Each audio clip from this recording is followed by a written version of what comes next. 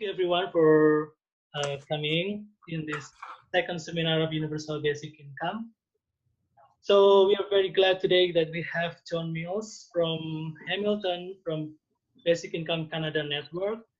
And John is one of the key person in the Basic Income experiment in Canada. And I think he will bring a lot of interesting topic and issues from the Basic Income Ontario experiment that just canceled this year because of the new government. The new governor just got elected and they cancel to continue the Basic Income experiment.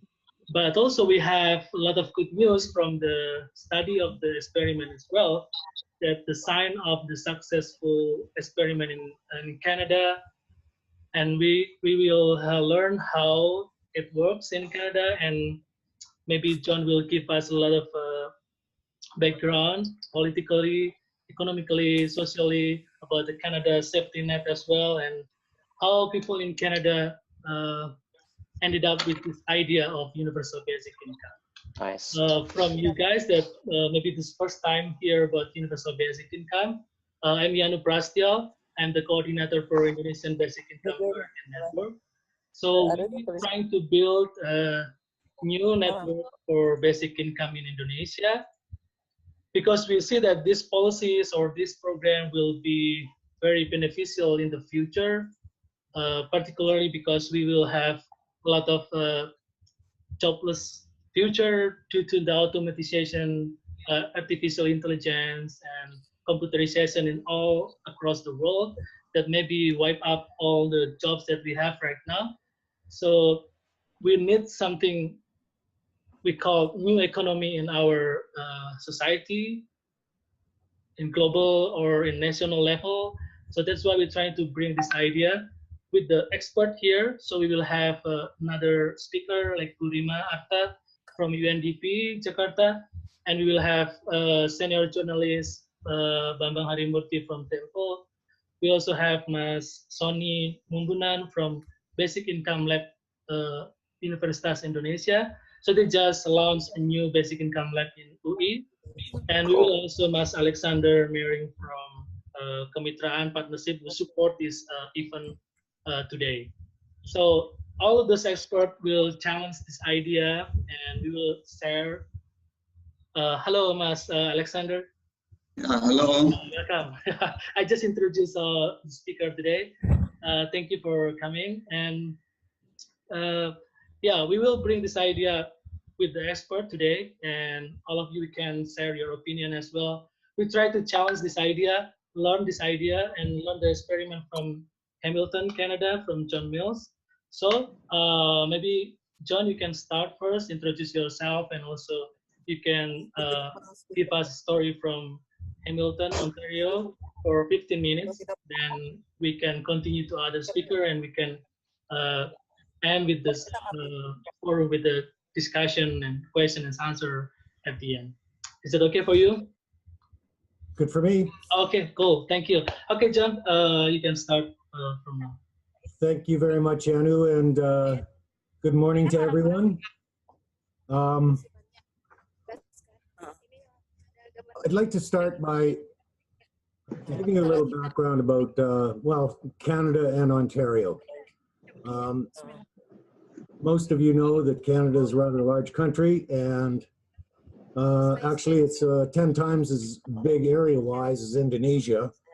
Ontario itself is half the size of Indonesia. The population of Canada is minuscule. It's right now we're around 37 million, and Ontario makes up what, 14.5 million of those 37. And of the 14 million in Ontario, we have a poverty level around 15%, give or take. It is 15% in Hamilton. And it's, you know, completely unacceptable.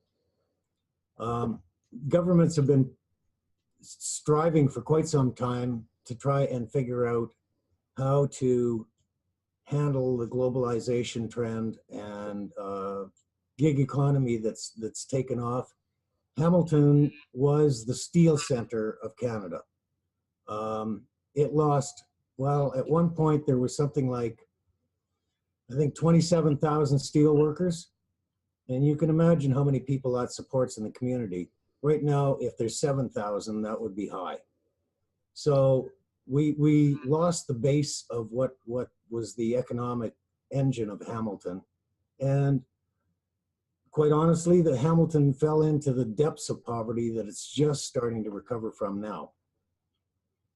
The average income in Ontario is around 50.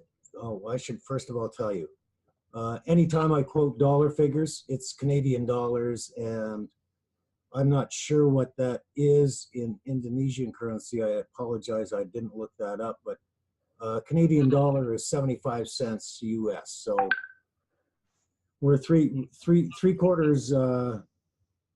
US is 3/4. You know, it takes 75 cents US to buy a dollar of anything in Canada. So the average income in Ontario is $55,000. And the poverty level, there's no fixed poverty level in Canada at all. The federal government just went to a market basket measure that they're just starting to roll out and figure out by geographic area how much it costs to live. In the meantime, the poverty level is calculated around $22,200.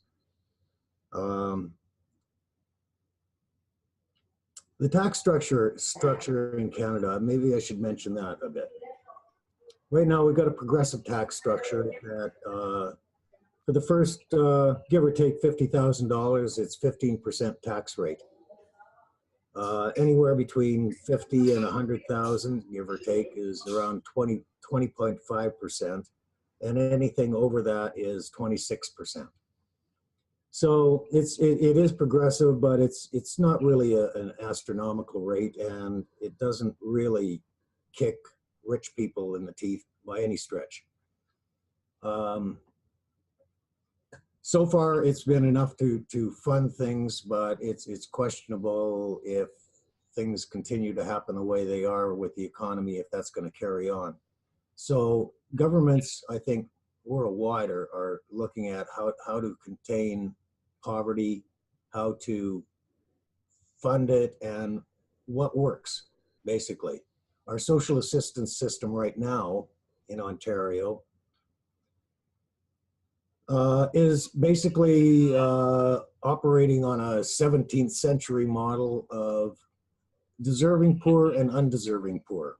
The deserving poor are anyone with a disability, and the undeserving poor are anyone who doesn't have a problem with disabilities but don't work. So for the undeserving poor, they get $730 a month.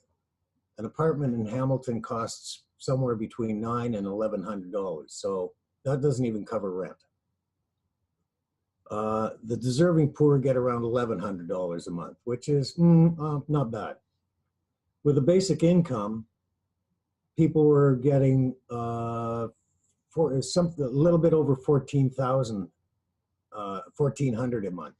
So that it gave them some breathing room. It gave them a little bit of hope for the future. And I don't know who coined this, and I've been trying to find it, but it runs along the lines of the definition of poverty is the complete lack of a future. And I think that really sums it up nicely. When you're living in poverty, your bandwidth is so narrowed that you can't see a future beyond tomorrow, basically, because you're fighting to figure out where you're gonna, if you're gonna have a roof over your head tomorrow, and if you're gonna be able to eat. And that kind of occupies all of your bandwidth. So there is no future when you're living like that.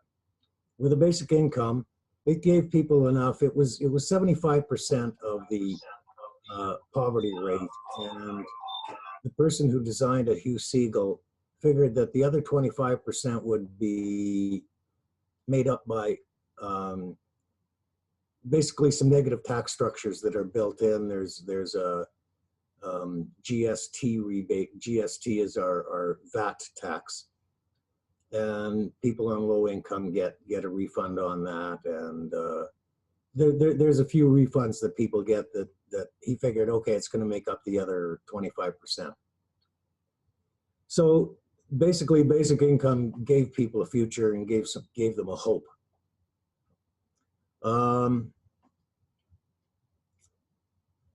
A little bit about yeah, I was saying governments are looking to how to fund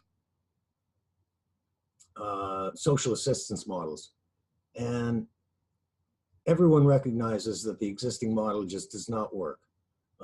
Currently, poverty costs Ontario somewhere between 32 and 38 billion dollars a year, and that's extra hospital costs, policing costs, incarceration costs, all of the things that people associate with poverty. You add all of those up, and it runs 32 to 38 billion. In Canada, it runs 72 to 78 billion. So there's an enormous amount of money that is being wasted, pure and simple wasted, because we haven't figured out a system of how to allow people to climb out of the social safety net and move ahead. And Kathleen Wynne, who was the premier of the province when basic income was introduced, thought, hey, let's try it, because we need a different system. We need a different model. So she got Hugh Segal involved. Hugh Segal is a senator with the federal government.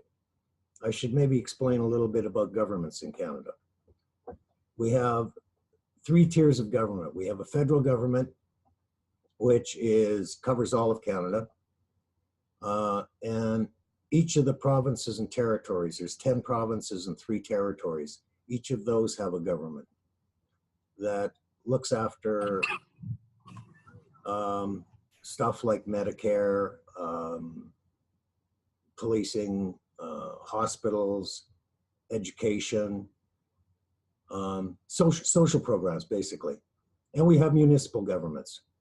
Municipal governments, for the most part, are children of the province. The province can kill them or work with them or do whatever they want with them. But for the most part, municipalities are on the ground people who know what's going on locally and what it's costing locally. So Kathleen Wynne was premier of Ontario when this system came in. She invited Hugh Segal, who I said was a senator with the federal government, and he's been a basic income proponent since the 1970s. And he came up with a report that basically laid the groundwork for what the program became. And his idea was, well, how much they were getting. And to do a test, he wanted to randomize the sample so that they could get, statistically valid information out of it. And they went from there. They hired a team to, first of all, go around the communities that were chosen to participate in this project. There was 3 of them. Thunder Bay, which is in the north of Ontario, right beside Manitoba, which is now 1,000 miles from here. They were chosen. There's a large indigenous population in that area. So they were hoping to get some information on that from there.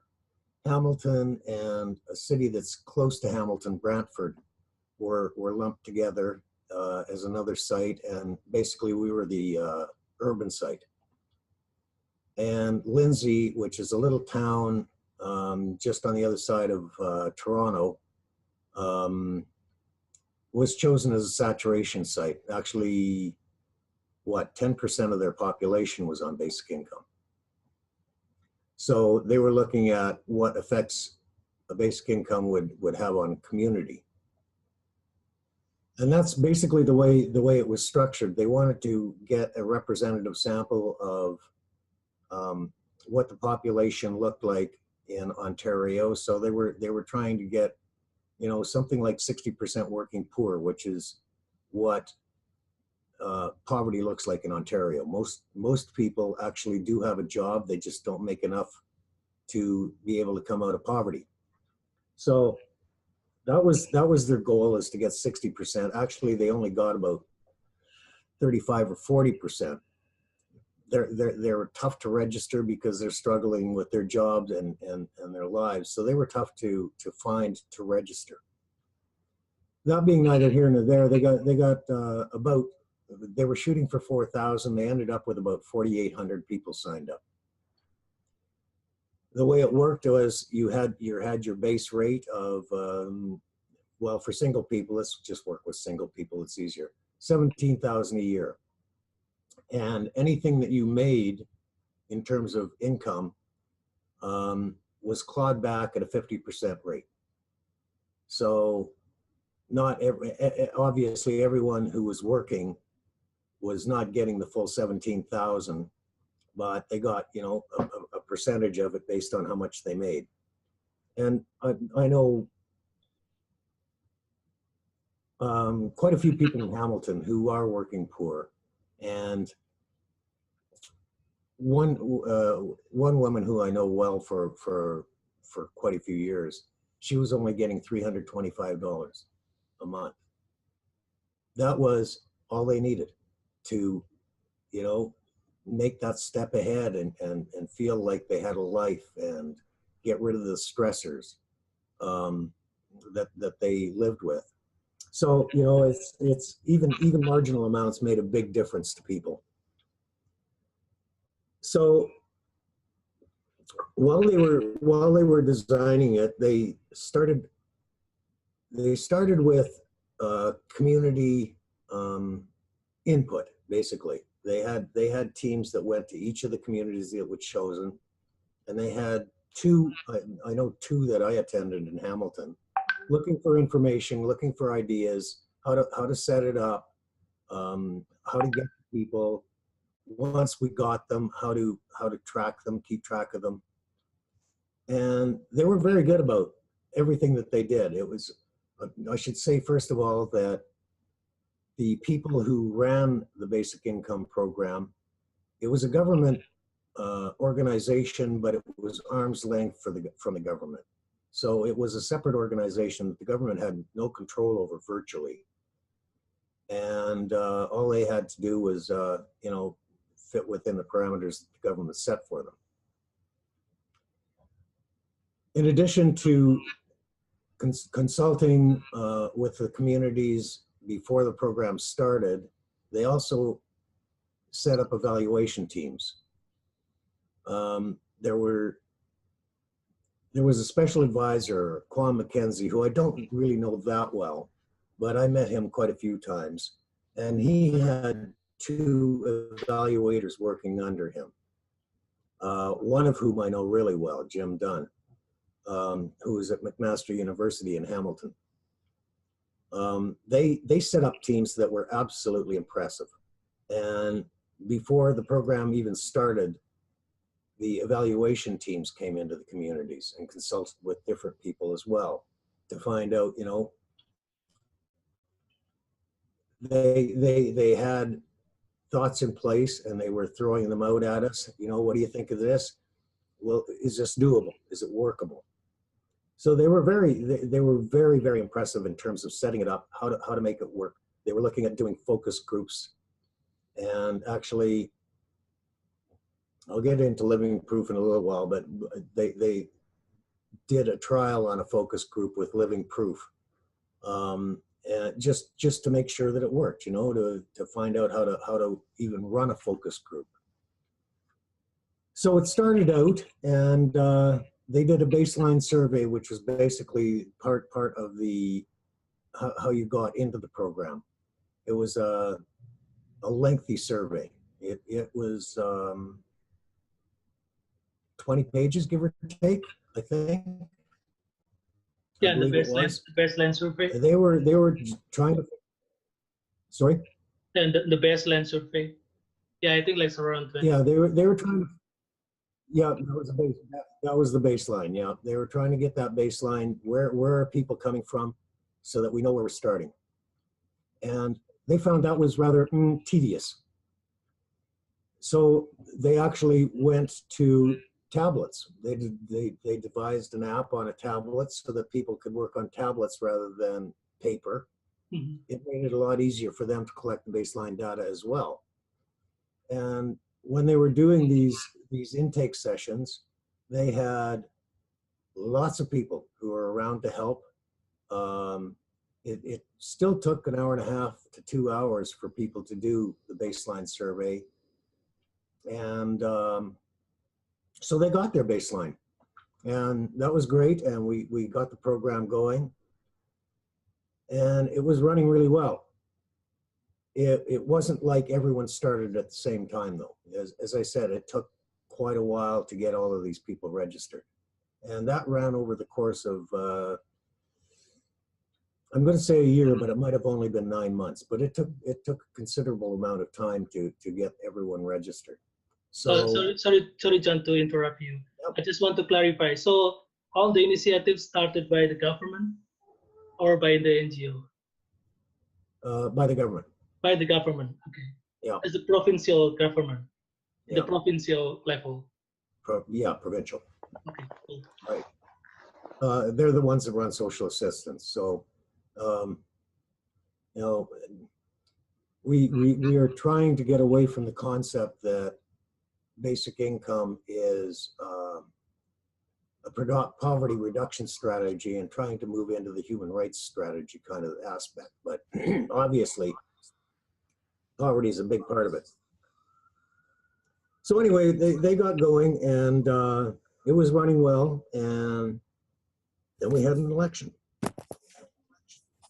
Before the election started, or while the election campaign was running, the Progressive Conservatives, which is the party that's in power now that won the election, they promised, yep, we're interested in seeing the results of this. We are going to keep it going. They lied. And a month and a half after they got elected, they canceled it. And so you can imagine the stress that caused the 4,800 participants. It was a cruel and unusual thing to do.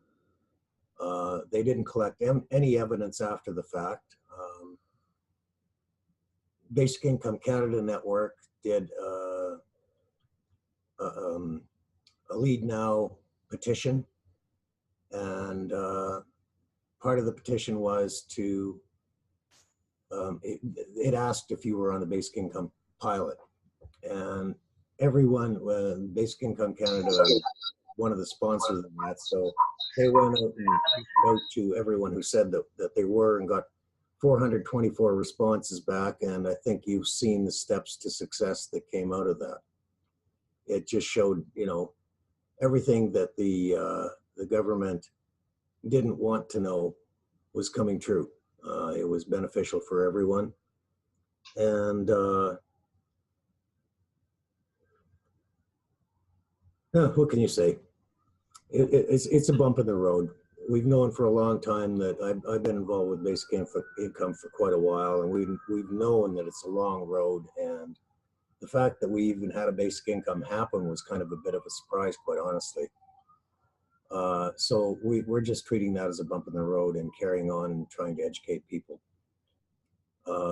so that we can, get that 5% threshold that it takes to get something happening. Yeah. So just to clarify, so this program started in 2017. Yes. And in 2019. It actually they canceled it in July of 2018. And the last payments. Quite honestly, we figured that they would shut it off. We knew they couldn't just shut it off bang like that. We figured they'd shut it off at Christmas though, but there was an enormous hue and cry over it, and even the right-wing newspapers said, "What? You don't stop an experiment in the middle of it. You carry on. You let it finish." So there was a lot of pushback, and we're of the belief that that got the last payment pushed back.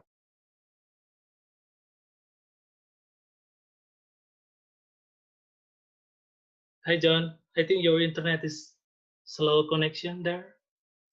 So probably because John is not yet finished, so I will start my presentation from the slide 3. Okay. Yeah, because like the first slide should be like to talk about whether UPI is possible after listening to the Canadian experience. Yep. So this one, right? Okay. No, the before. Before. Yep. This one? That's like, yeah. Okay. Yes. Cool. Yes. Please introduce yourself first, so we can. Okay. Okay. Good morning, everyone. Morning. John is joined again. Do we want to continue with John or? No, you can go ahead. You can go. Okay. Okay. Good morning, everyone. My name is Rima Pramarta. I'm a country economist in UNDP Jakarta. Today I will discuss about the social protection system in Indonesia, and then try to link it with UBI. Yeah, because like currently we are like in here we are really interested in like having policy dialogue about the UBI. Okay, I'll start with the like in Indonesia we don't really have the UBI implementation yet. Like the concept of universal basic income is not there yet. Most of the social protection program in Indonesia is based on targeted to specific group, and most of them is tied to certain condition. So unlike the UBI that universal, and then also there's no string attached on it. Yeah. So in Indonesia it's not like that, but we have something that more like no string attached in the past. We have this UCT or BLT in 2005 and 2008 to overcome the massive reduction in full subsidy. And we also currently we also have this universal child grant. It's basically using the Otsus Otsus fund. It's otonomi khusus. It's applied in Papua and also Aceh. And it's provide cash. Basically, it's provide cash for children aged 0 to 4 years in 3 districts in Papua and also 1 district in Aceh. It's about 200,000 rupiah per child per month. This work is like collaboration between local government as well as PNP2K and UNICEF. So we haven't have this like they just start the baseline in Papua. So I hope they can have like some of like result, good impact result, that this could be a way to another way to promote UBI in Indonesia.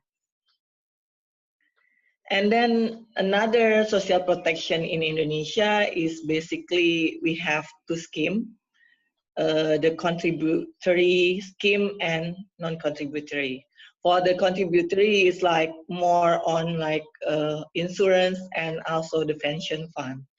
But for the non-contributory scheme 1 is focusing on poverty reduction. So there's three major program currently that running. The food assistance program is basically a rice subsidy. And then the second one is PKH, or the conditional cash transfer. And the last one is educational grant, or program Indonesia Pintar. And currently, it's cost about 0.73% in our GDP. So 0.35% of it is the cost of PKH, or the non-contributory scheme. What missing in our social protection program in Indonesia is about the elderly and disability. There's still there's in there, but it's like very small. Now the elderly and disability grant, it's attached to the one of the conditionality of PKH. And I think I want to discuss two programs that quite big, PKH and also PIP. For the PKH, probably most of you already know, it's adapted from Latin America country program. It's conditioned to whether a parent to have a children or there's a pregnant woman in the family. And it started in 2007 in Indonesia, and up to now, it's already reached 10 million households. But the program itself is keep changing. Like last year, they give flat benefit, like 1.8 million per year. But this year, it come back to the original program design, that the amount of grant, it's depend on the number of conditionality in the family. I think maximum up to 4 condition, if I'm not mistaken. So maximum one family can have like around 9 million rupiah per year. But of course, like this is one critic for like this targeted social protection program for like UBI movement is like it's always a problem with targeting. It's expensive, and then it's always have inclusion and exclusion error. For inclusion error, it's about 7%. It's mean that like some rich people is also like quite rich than the targeted people is receiving the program. And for the exclusion error, with the poor one haven't get the program is around 16%.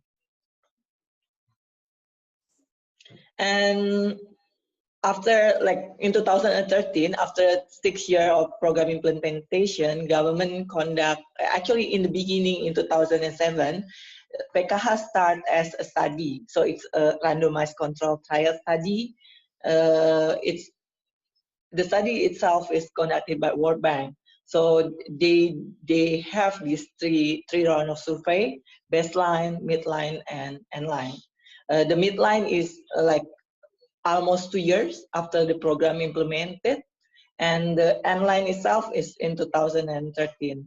So in the midline, World Bank produced the report, and it said that most of PKH mostly benefited in terms of health, but very small impact on education. But then after the endline in 2013, TNP2K do another evaluation. It's like more longer term. And last year they published the paper. They said it's like PKH cumulative impact. And it said that PKH have quite amazing impact in terms of both in terms of health and education, but there's no evidence effect on the poverty status and also asset ownership. So basically, it's only affected mostly on health and education. But the thing is, like PKH itself have two objectives. The first one is, of course, to alleviate poverty, but the second one is actually to improve the future generation. So probably we cannot see the impact of PKH for current poverty reduction, but hopefully it could be impacted for the future, because uh, poor family now can have like the children from poor family can have better access to education and health facilities. And the second program that I think is quite big is the program Indonesia Pintar, or PP. This is basically a cash stipend for students to cover their expense school, like other than school, because school is already until junior high school is free. So it's to cover their personal expense like transportation, their allowance, and books. And it started in 2008, but it renamed in 2015, become PIP. Previously, it's called BSM or Bantuan Siswa Miskin. And up to 2017, it's already 19.7 million students that receive the program. And another thing is that this is something that being the idea is coming during the presidential election. And of course, if Jokowi winning the election, probably these three new social protection program will be applied in Indonesia. The first program is college assistant program. But this is basically like a cash grant for college students. But the thing is, we have a similar, it's not like a social protection program, but we have this like bidik misi beasiswa for college assistant. So I think it's a bit redundant from maybe another social protection should be stressed instead of this. And the second one is the unemployment benefit. It's basically provide a cash for about 6 months for people while waiting the job, and also to give them a training to help them to get better job. And the last one is like cheap basic food program, or Kartu Sembako Murah. I'm still don't know what is it, like, because it's just like this is just being discussed in the presidential debate. Maybe we need to wait what is it actually mean. And last one, last year, TNP2K, the major player of social protection in Indonesia, they released a book on future social protection in Indonesia. In there, they have several recommendations. One of them is Indonesia should move not only cover the poor household, but also to the middle income, because currently they also paying a tax, but they not receive any return. I think this is similar to the idea of UBI, like moving social protection from poverty reduction to human right. I mean, like, everybody should deserve get something because they already contribute to the tax. And the second one is several reform, like merging some of program, adding some of like elderly and also disability grant. That's also my concern, and also I think similar with the idea of one of the basic foundation of UBI is individuality. And the social protection in Indonesia is based as a family. So every program is related to a family. the question is, especially for like the disability and elderly who live by themselves, it's probably hard for them to access the social protection. So I think another things that should be pushed, move forward, is like the system also can accommodate individualistic rather than only family. This idea is also like, I think, have the same value with what UBI, like individualistic, and then like everybody should get it. So I think to somehow, even though probably Indonesia couldn't like implement UBI as a whole, but probably it can adopt some of the value that UBI over, like, and probably another take for me is like, maybe it's very difficult to achieve universality because politically people probably more accept like the social protection if it is targeted to some of a group of people who are needed. I think that's all for me. Thank you. Yeah, thank you, Burima. That's interesting. John, welcome back. So you can hear me, John? I can hear you, thank Okay, you, and I okay. apologize. What can you say? Technology is wonderful, except when it doesn't work. You're right. You're right. Yeah, it's always happened like this when I'm doing Zoom meeting. But thank you for welcoming back to our meeting. Uh, Thank you, Burima, for the presentation. That's really, it's quite opening our eyes as well to see the difference program in Indonesia and some of the critique from this program as well. Like it's quite objective from you. Like we still need another approach for poverty alleviation, like for individuality, and then about the elderly people and also disability, and also in maybe in the gender perspective, like we approaching by in the household, then we don't know the gender relation between husband and wife, something like that, how they control the program and etc. So yeah, we will discuss forward about this, but then we going to Masoni. Are you there? Hello, Masoni. Hello. Oh, okay. Hello. Yeah, we can hear you. Welcome, Masoni. So Masoni is Yeah, Masoni is the founder of Basic Income Lab UI, University of Indonesia. Just launched this year, January, if I'm not wrong.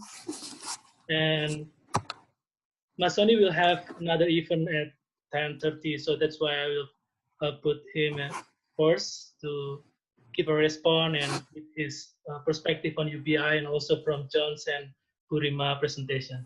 So please go ahead, Masoni. Thank you for the invitation to join the discussion. This is great. Thank you, John, Burima, and colleagues. Yeah, I tried to comment on the basic income experiment in Ontario. So for the record, I was in Ontario in 1997. Lived there a couple of months in Godrich, and can appreciate the some of the context of Ontario. So it's as a general comment, it is a loss of opportunity for us because of the cancellation in the pilot, in the trial in Ontario, going into the third year.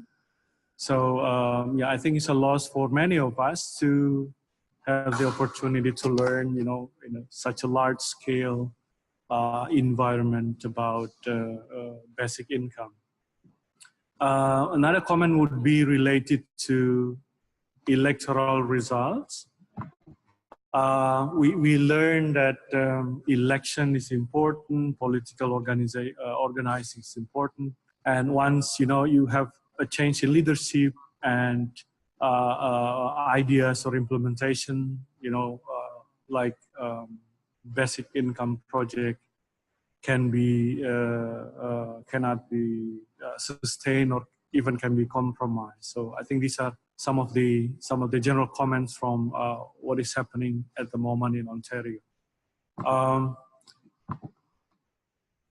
I like to go a bit deeper and more specific on the experiments. Just for background information, in Indonesia we have like three major ideas when it comes to basic income or universal basic income. The first one is related to social protection. It was championed by civil society, so it has quite a long history in Indonesia. Some colleagues from NGO, they have been part of the basic income network. On the other side of these ideas, there have been also initiatives promoted by, say, the World Bank. Ibu Rima has mentioned a number of initiatives, focusing more on social protection. And PKH, things that the family program, things related to conditional cash transfer are more or less related to this stream of ideas. That's the first stream. The second one is related to, it's quite increasingly being discussed at the moment of the potential impact of the Industrial Revolution 4.0, the anticipated, massive unemployment that may go with it. Innovator 4.0 has been discussing these. Ibu Sri Mulyani, the Minister of Finance of Indonesia, has made a statement about this. So there has been discussion on this, and expect that will be also will be discussed in the years and days to come. The third one is basically on environmental side, and part of the reason that motivate the Basic Income Lab at the University of Indonesia. It is hosted under the Research Center for Climate Change.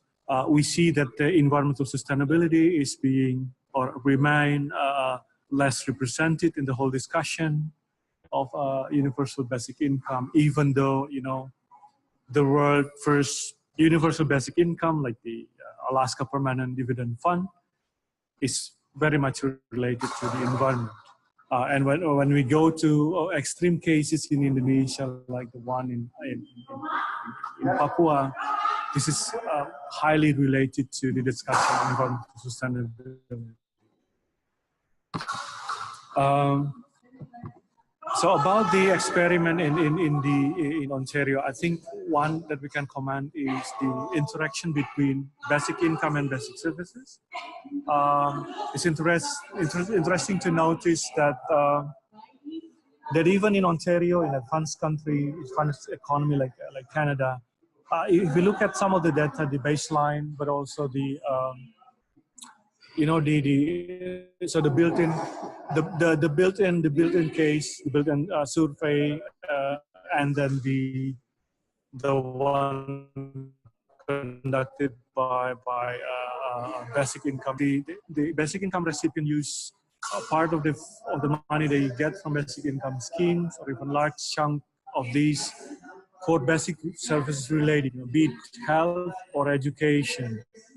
So I think for Indonesia, one still needs to consider the interaction between basic services, like health, education, and poverty or very basic level for basic income. Adequacy issue is also part of the issue, and it's also being discussed. If you look at the paper by Mulfeld and Frankel, they discuss about establishing official poverty line. In the case of Indonesia, I think we need to contextualize it.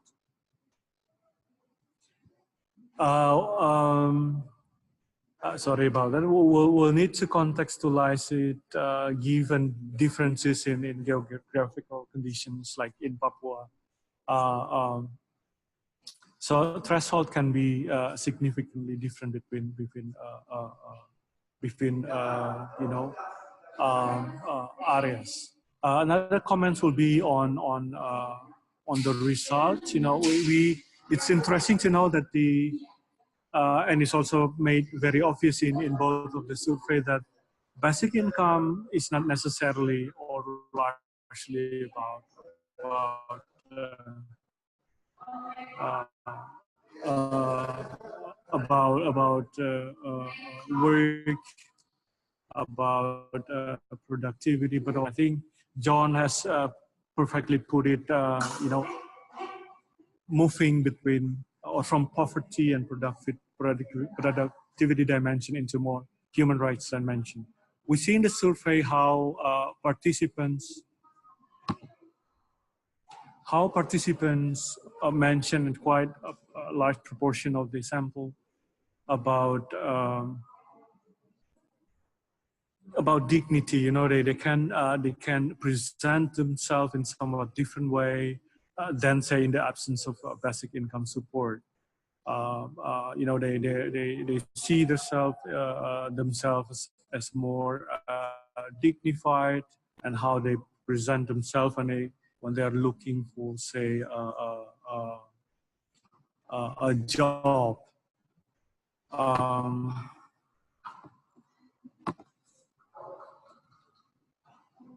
Yeah, another I think is quite important is the potential conflicting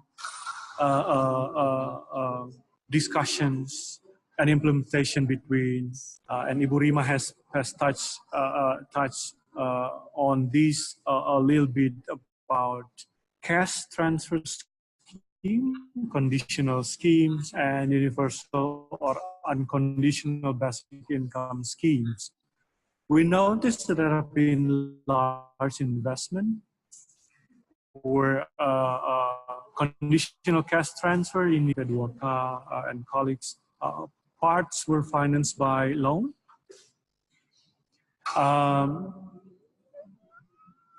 And now, you know, when we want to move to, say, more unconditional one, like UBI schemes, then expect there will be tensions. There will be new papers coming out from, you know, a Journal of Economic Perspective, basically discussing these, including the experience in developing countries.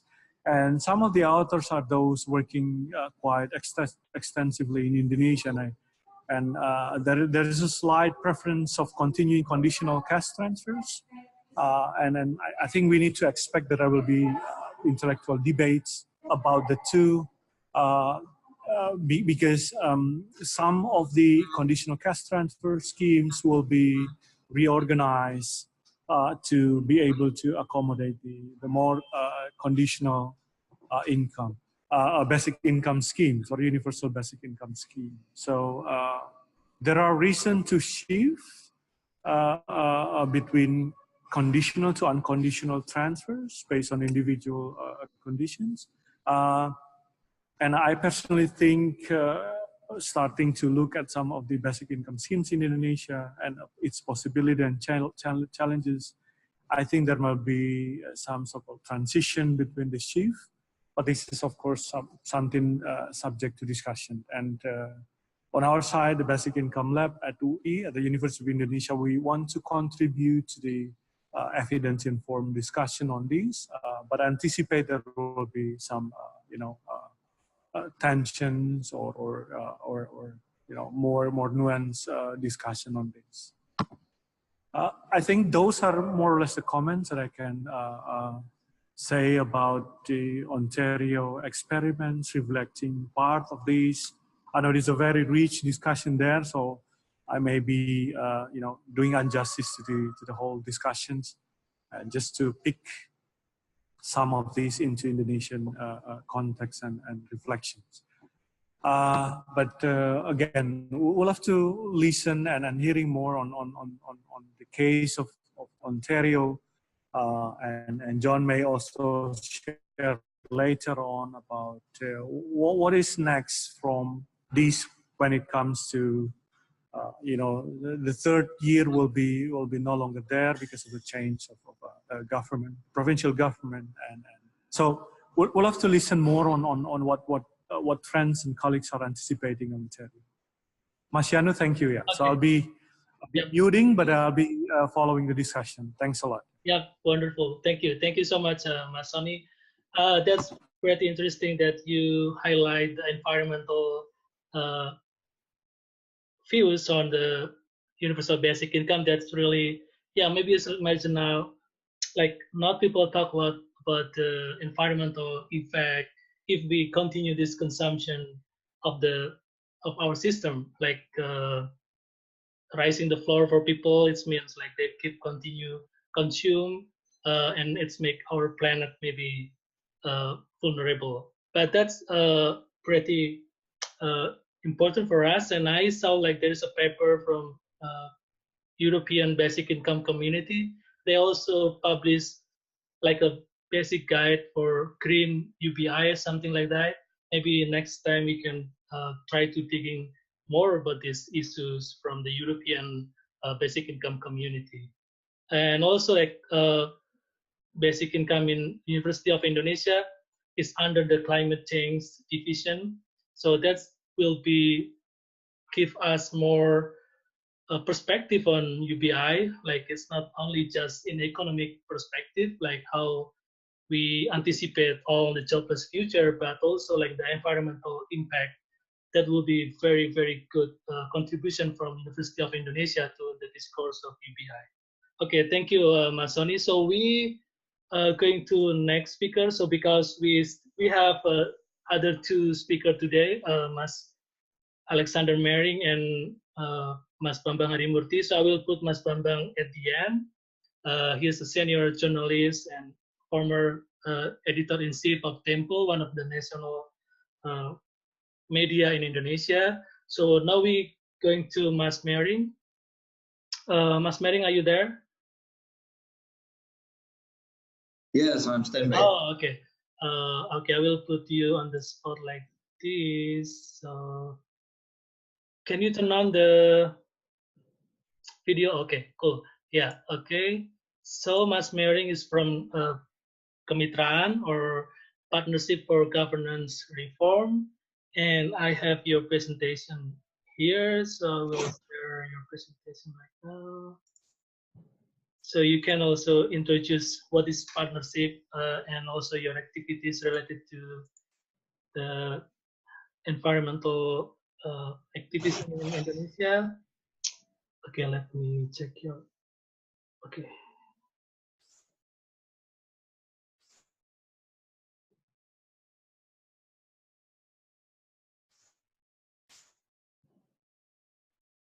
Hello, Mas Anu? Yeah, I'm here. I just try to find your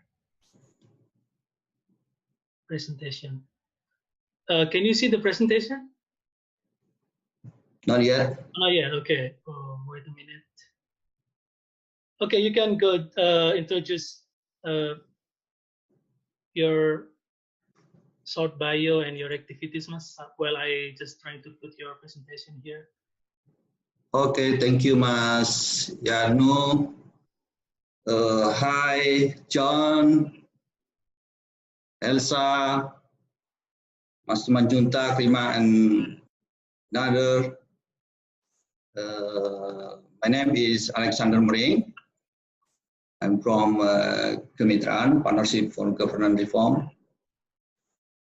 Mas Yanu, may I use in Indonesia? Oh, yeah, sure. I mean, we can use mix in Indonesia or in English. Okay. Yeah. Yeah.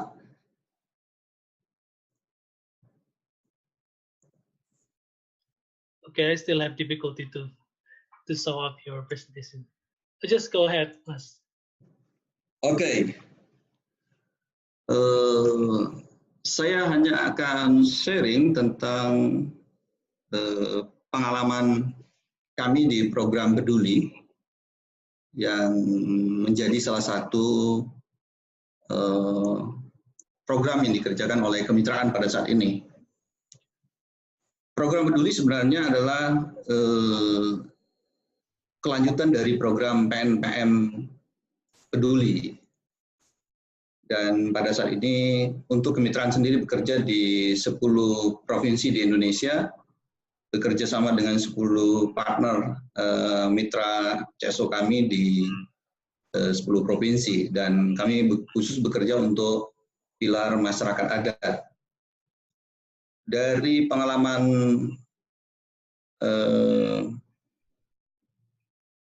kami selama 4 tahun terakhir, kami menemukan bahwa yang menjadi topik kita pada hari ini itu ternyata sebenarnya sudah dilakukan di masyarakat adat. Contohnya yang kami temukan di masyarakat adat Boti, masyarakat adat Baduy, masyarakat adat Dayak, dan beberapa masyarakat adat di Sulawesi. Saya tidak akan memperdebatkan tentang definisi masyarakat adat, tapi saya menggunakan terminologi yang digunakan oleh Jauhir Tantowi saja. Karena banyak versi definisi masyarakat adat di Indonesia, baik di dalam undang-undang, di dalam paper, teman-teman aman juga memiliki definisi yang berbeda-beda.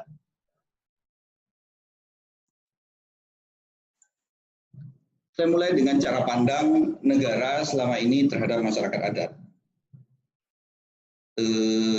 Kita ketahui bahwa di dalam konstitusi negara Indonesia sendiri sangat jelas pengakuan dan penghormatan masyarakat adat negara terhadap masyarakat adat di Indonesia. Lalu kami menemukan lebih dari 16 peraturan perundang-undangan yang mengatur tentang masyarakat adat di Indonesia. Kemudian juga ada banyak peraturan daerah yang mengatur tentang itu. Namun pada umumnya yang sering ditemukan di Indonesia itu pandangan bahwa masyarakat adat itu adalah hambatan untuk pembangunan. Kemudian mereka distigma sebagai masyarakat yang terbelakang, yang tertinggal, dan karena itu berdasarkan konsep pembangunan di Indonesia mereka harus diubah supaya maju seperti masyarakat di kota. Dan ada contoh di mana pandangan bahwa masyarakat adat itu tidak memiliki kontribusi secara ekonomi kepada negara. Karena itu tidak heran kalau rancangan undang-undang masyarakat adat sampai sekarang belum juga disahkan oleh pemerintah Indonesia. Para teman-teman masyarakat sipil sudah berjuang saya kira beberapa tahun terakhir dari zaman Presiden SBY sampai sekarang. Undang-undang itu masih belum juga disahkan. Tapi background-nya Mas Erik ada galon lagu. Ya, maaf. Oh, background-nya. It's okay, Mas. Apa? No, it's okay. Sorry. Go ahead, Mas. Oke, ya, sedikit terganggu.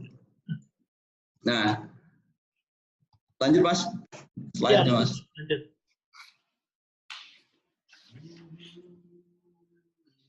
Oh. Ya, nah ini saya kutip dari salah satu dokumen miliknya Bappenas. Di sini dikatakan bahwa saya meng-highlight memajukan kehidupan masyarakat adat melalui berbagai program seperti penyediaan pemukiman, administrasi, pendudukan, kehidupan beragama, pertanian, kesehatan, dan lain-lain. Nah, masyarakat adat dianggap sesuatu yang sesuatu yang belum ideal menurut negara. Jadi mereka harus diubah. Bahkan agamanya pun dianggap belum beragama, padahal mereka punya kepercayaan agamanya sendiri.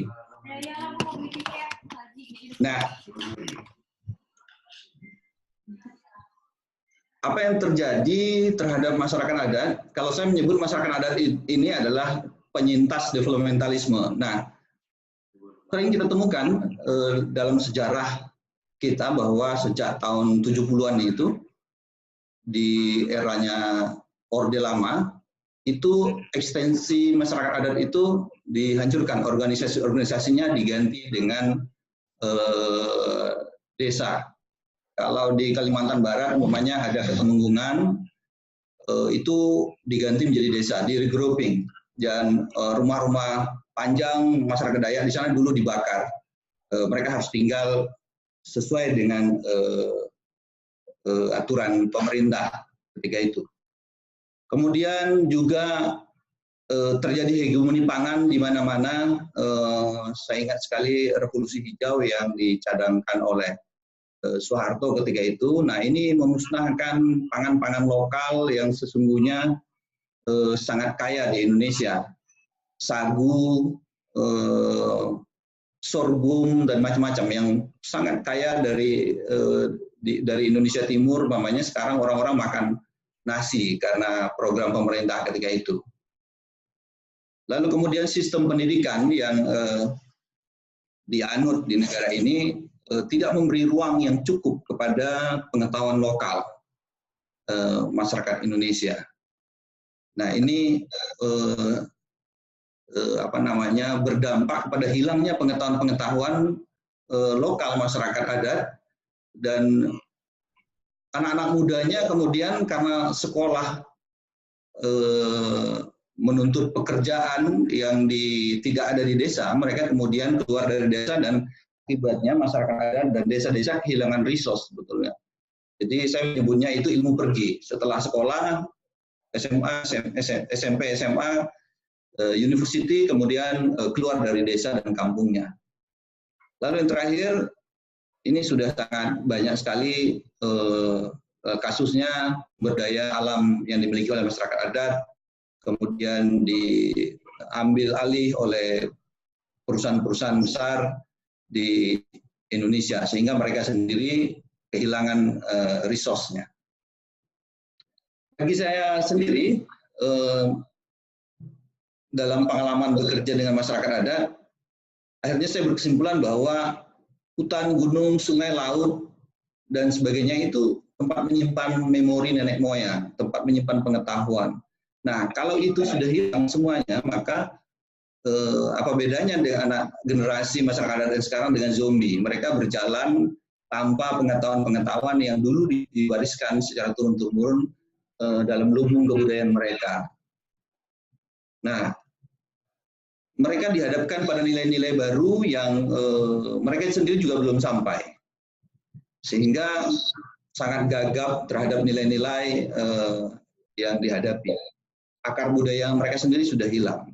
Saya sendiri contohnya sebagai orang Dayak, saya punya pengetahuan mencium berbagai jenis bau-bauan, mencium jenis kayu, saya tahu ini kayu ini, tapi karena itu tidak berguna ketika saya tinggal di kota, jadi lama-lama pengetahuan itu akan hilang. Lanjut Mas, di pengalaman kami di Boti contohnya ya, workshop beberapa minggu yang lalu, kami menemukan bahkan Raja Boti dan Kepala Desa itu masuk dalam BDT, yaitu kategori miskin. Karena yang diterapkan adalah 14 kriteria kemiskinan di Indonesia itu, kalau diterapkan pada orang Boti, ya memang masuk, karena mereka memasak masih pakai kayu bakar. Kemudian rumah tidak menggunakan dinding semen. Lantai masih tanah. Nah, padahal mereka sangat kaya sekali dengan keragaman pangannya, ternaknya, dan sebagainya, sehingga tidak ada stunting, tidak ada gizi buruk di sana, di tengah kemiskinan NTT yang luar biasa. Di Timur Tengah Selatan sendiri, di kabupaten tempat desa Boti ini berada, itu 29% tingkat kemiskinan. Tetapi di sana mereka justru hidup makmur, mereka tidak kekurangan apapun. Bahkan pakaian, baju mereka membuat sendiri, piring, mangkok, sendok mereka membuat sendiri dari tempurung kelapa. Nah, mereka menerapkan justru basic income-nya itu tidak perlu mendapat bantuan pemerintah. Pemerintah bahkan beberapa banyak semua bantuan pemerintah mereka tolak. Ini menurut kami sangat menarik ketika kita kaitkan dengan universal basic income yang sedang menjadi topik kita pada saat ini. Karena banyak sekali di komunitas lain juga kami temukan mereka sebenarnya tidak membutuhkan bantuan-bantuan pemerintah yang terlalu banyak. Mereka hanya butuh pengakuan. Raja Boti mengatakan bahwa kami butuh pengakuan dari negara, bukan butuh bantuan. Nah, yang akhirnya kami berkesimpulan bahwa basic income itu dipenuhi secara bersama-sama di dalam komunitas. Prinsipnya adalah gotong royong. Jadi tidak ada yang terlalu kaya, tidak ada yang terlalu miskin. Saya ambil contoh, namanya di masyarakat adat itu mereka selalu menyimpan 10% dari hasil panen mereka untuk ditanam pada musim tanam berikutnya. Dan karena itulah mereka tidak kekurangan. Setiap individu dan anggota komunitas itu memiliki hak yang sama dan bertanggung jawab kepada komunitasnya.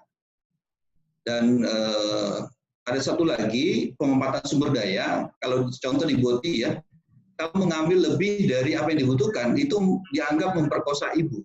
Karena bumi adalah ibu yang menyediakan segalanya. Karena itu mereka menjaga keseimbangan kosmos dan makrokosmos, sehingga mereka tidak kekurangan apapun. Di Kalimantan Barat sendiri contohnya, ini adalah satu bukti bahwa masyarakat adat itu sebenarnya memiliki kontribusi yang besar terhadap perekonomian di Indonesia. Kita bandingkan saja dengan APBD-nya Timur Tengah Selatan yang cuma 1, berapa triliun. Satu CU di Kalimantan Barat yang merupakan gerakan dari masyarakat adat itu lebih dari 4 triliun sampai 5 triliun. Baru satu CU saja, kredit union. Nah, kredit union ini sendiri hasil dari pengalaman teman-teman masyarakat adat Dayak di Kalimantan Barat yang terinspirasi dari wali kota, salah seorang wali kota di Jerman ketika itu. Jadi menurut kami bahwa pengalaman atau praktek-praktek UB ini sendiri sudah ada di dalam masyarakat adat. Lanjut Mas ke slide berikutnya Mas. Ini kami mau beri contoh beberapa, ini slide yang lama ya. Ada satu, nggak apa-apa Mas. Satu contoh di masyarakat adat Tobu Uma dan Kulai Uma yang diintervensi program peduli umpamanya, sekarang mereka menghasilkan produk yang tidak kalah dengan kopi luwak yang bisa ditemukan di Starbucks dan macam-macam, kopi-kopi yang hebat itu. Nah, mereka memproduksi namanya kopi Toratima yang diproduksi oleh melalui fermentasi hewan yang disebut tanggali. Kalau luwak itu kopi luwak dari hewan luwak, tapi ini dari tanggali, itu sejenis kus-kus kerdil yang paling endemik di Sulawesi Tengah. Kopi-kopi ini sekarang di Sulawesi itu sangat melegenda sekarang. Orang akan tanya kalau pergi ke sana pasti cari kopi Toratima namanya. Di bandara Palu itu sudah bisa ditemukan, ada kafe yang dibuat oleh teman-teman Karsa Institute bersama dengan pemerintah daerah. Itu sudah ada kafe Toratima di sana. Dan teman-teman yang bisa datang sana bisa menikmatinya. Nah, ini merupakan bentuk-bentuk dari transformasi produk yang dibuat oleh masyarakat. Saya mau mengatakan di slide terakhir bahwa untuk menjadi makmur itu tidak harus menghancurkan yang sudah ada seperti yang dilakukan pada saat ini. Itu menghancurkan nilai-nilai dalam masyarakat adat, menghancurkan pengetahuan yang ada pada mereka untuk membangun seperti yang diinginkan oleh negara, yaitu kemajuan. Demikian Mas Yanu, terima kasih banyak atas waktunya. Ya, terima kasih Mas Mering. Thank you, Mas Mering. So this is important to note that we have a very wide spectrum of discussion today, from the economic policy, public policy, and then we have environment. Now we have a culture as a part of our life. Like, we cannot ignore this part as important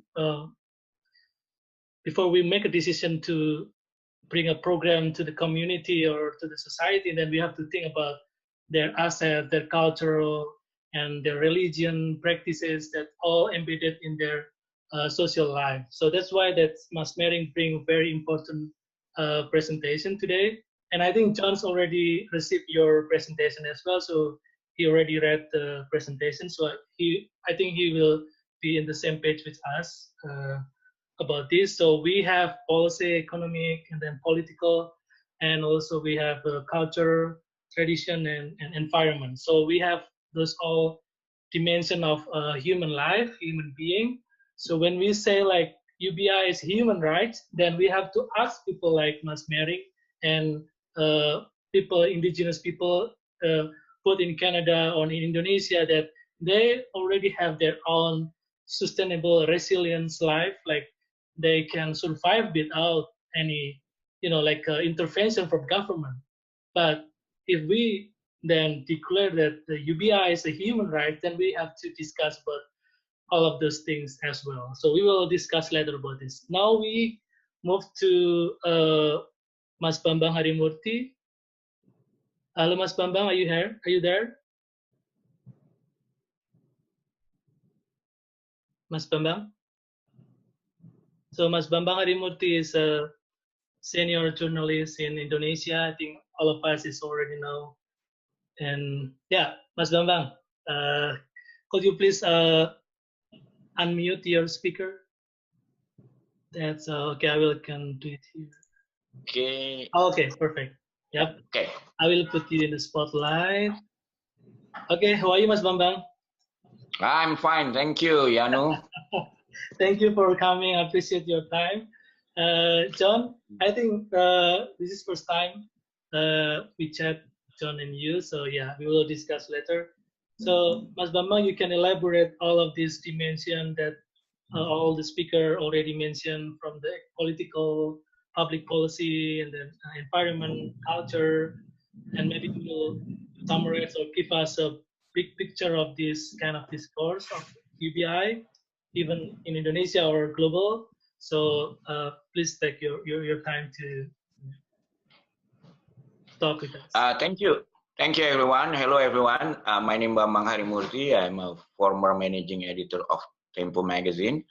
I find the discussion very interesting and very timely because, as you know, even in the U.S. presidential candidate topic now, candidate like Mr. Andrew Yang already proposed that if he is elected as a president of United States of America, he will impose $1,000 per month universal basic income. So this is something like, I guess, Ontario, yeah? The difference is probably in the case of the Ontario, as John Mill has already explained, it's given to basically poor people. But in the case of Andrew Yang proposal, it's basically everybody get this universal basic income. So I think when we talk about universal basic income, there are many varieties. Even, you know, a proponent of a very what I call a free market fundamentalist, like economists like Milton Friedman, actually already proposed some sort of universal basic income, which is basically maybe more known in the term as negative tax. Tax income. Yeah, negative tax. So people have to pay their tax, and if they are below certain amount, then they'll get the money back. In fact, they will have more money coming. And in case of Milton Friedman, he proposed 50% rate Although he said he actually won 100%, but he was worried that with 100% there is a disincentive for works. At least at that time, and he said that it might be applicable in the future.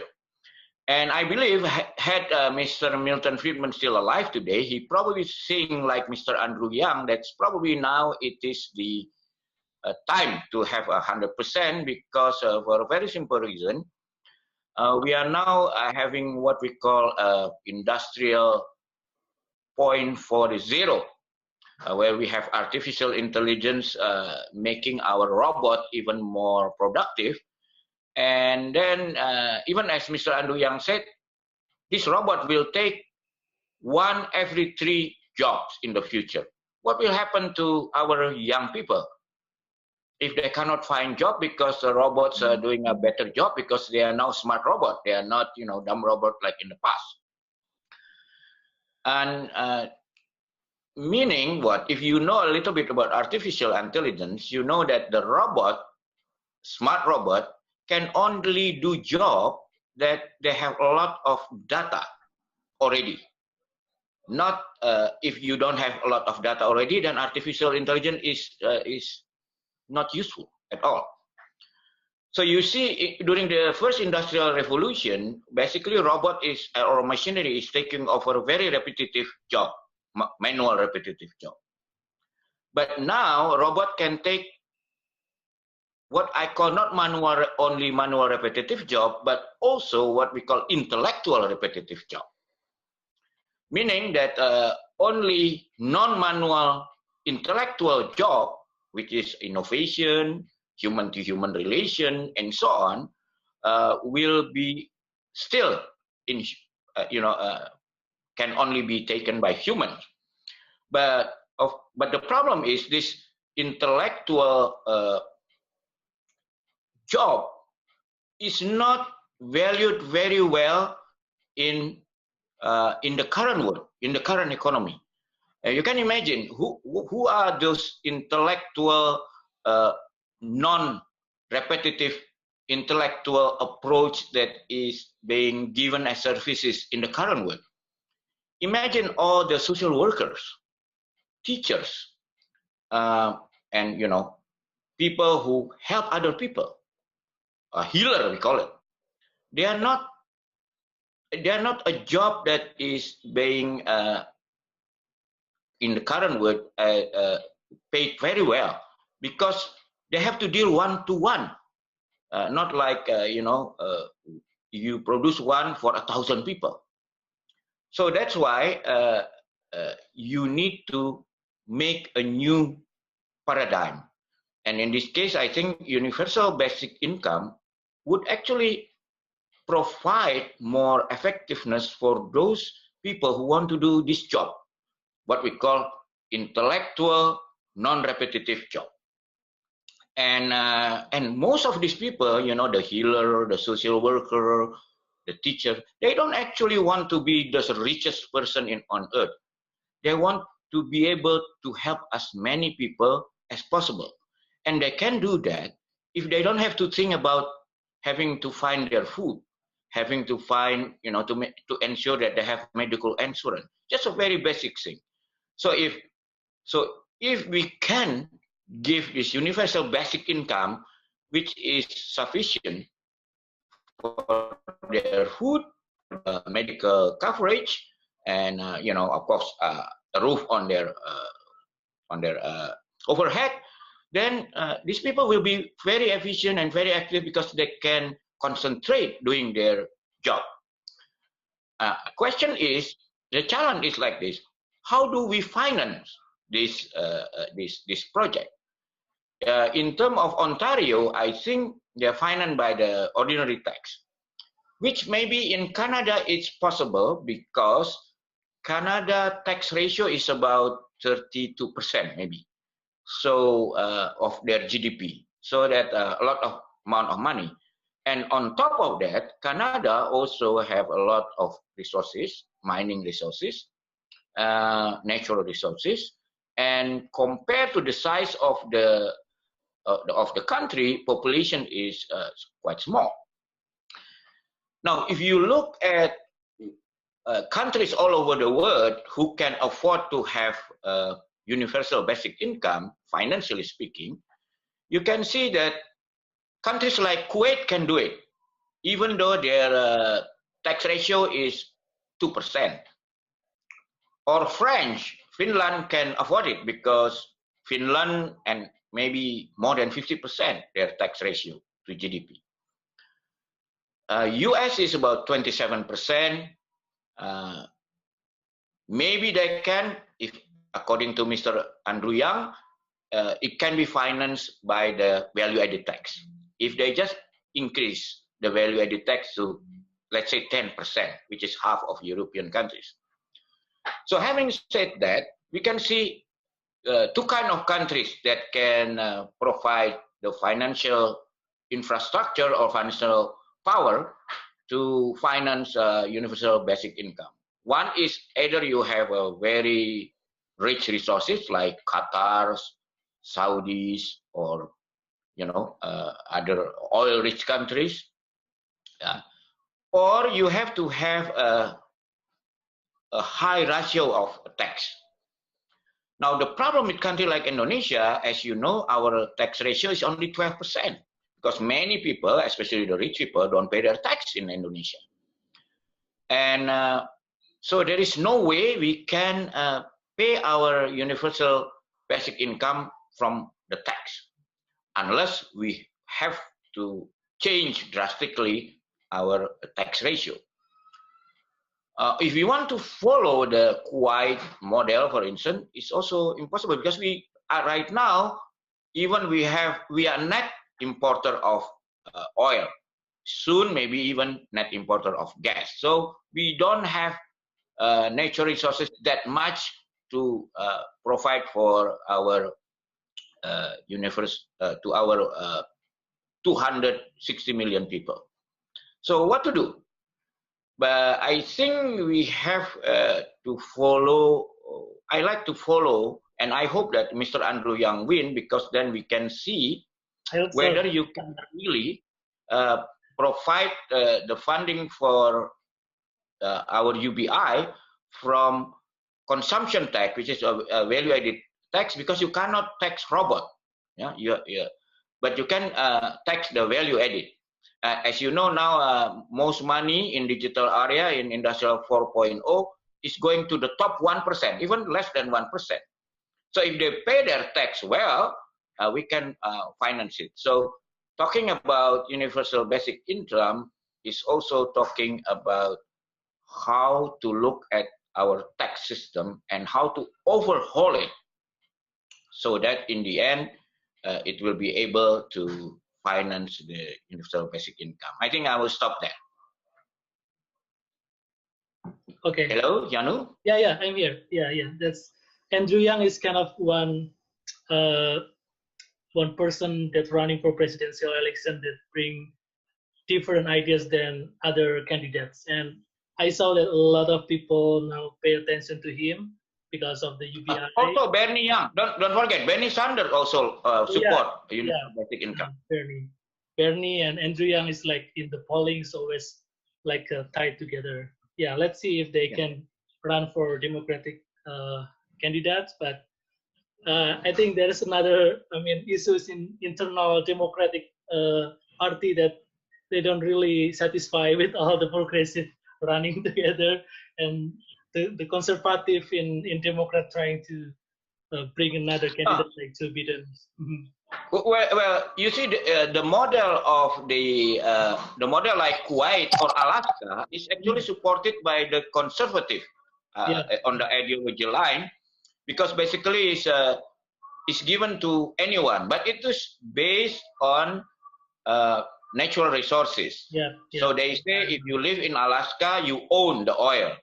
It's just like you own a share of the oil in a company. So everybody, regardless you are rich or poor, you get the dividend. Maybe this year they will get about $3,000 a year, regardless you are rich or poor. But what actually Mr. Andrew Yang also say $1,000 per month for everyone, funded by the what you call it, value-added tax. Yeah, but that's a different source. But it's very interesting for the conservative. Actually, they can support the idea of universal basic income if it is based. The mechanism is by what we call negative taxation. Even Mr. Warren Buffett is supporting this, and the idea. So the idea is that because there is still incentive to work, yeah. But Mr. Zuckerberg, he support from Facebook. He support like the Alaska Permanent Fund.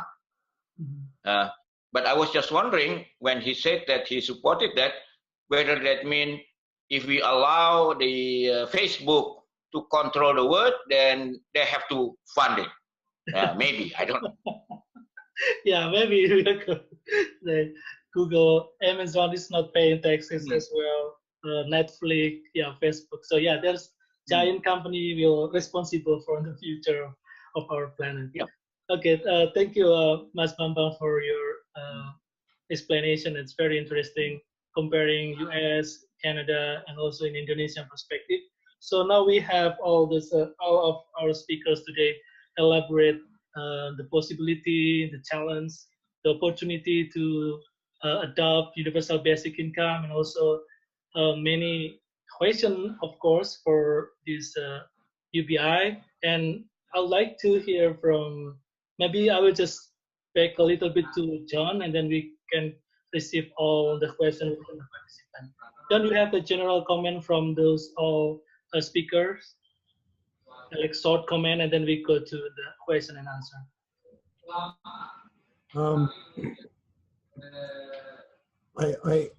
I have to say that the rich don't pay their taxes anywhere, and I agree that tax overhaul is a requirement. In fact, I'd like to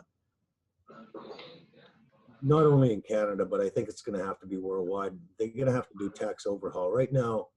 In Canada, in Canada and the US anyway, the tax systems were designed for a large middle class that was rich. And that isn't the case anymore. It's been hollowed out. There isn't a middle class. Well, I mean, it's smaller and smaller and smaller. And it's not going to be big enough to fund the government for very long if it's big enough now, frankly. And I think ultimately, governments are going to have to follow the money and just wherever the money ends up, that's where you take it. And forget the tax concept. It's concept that the country is entitled to whatever share of resources, however they're mined or obtained. They've got to take whatever it is that they require to keep the society functioning. And right now we're failing badly, and I think the whole right-wing skew of the whole world, the way it's going now, is reflecting that, how badly it's skewed. And that's something that I know Canada hasn't had a tax overhaul since the 70s. And it's something that definitely has to be looked at, probably worldwide.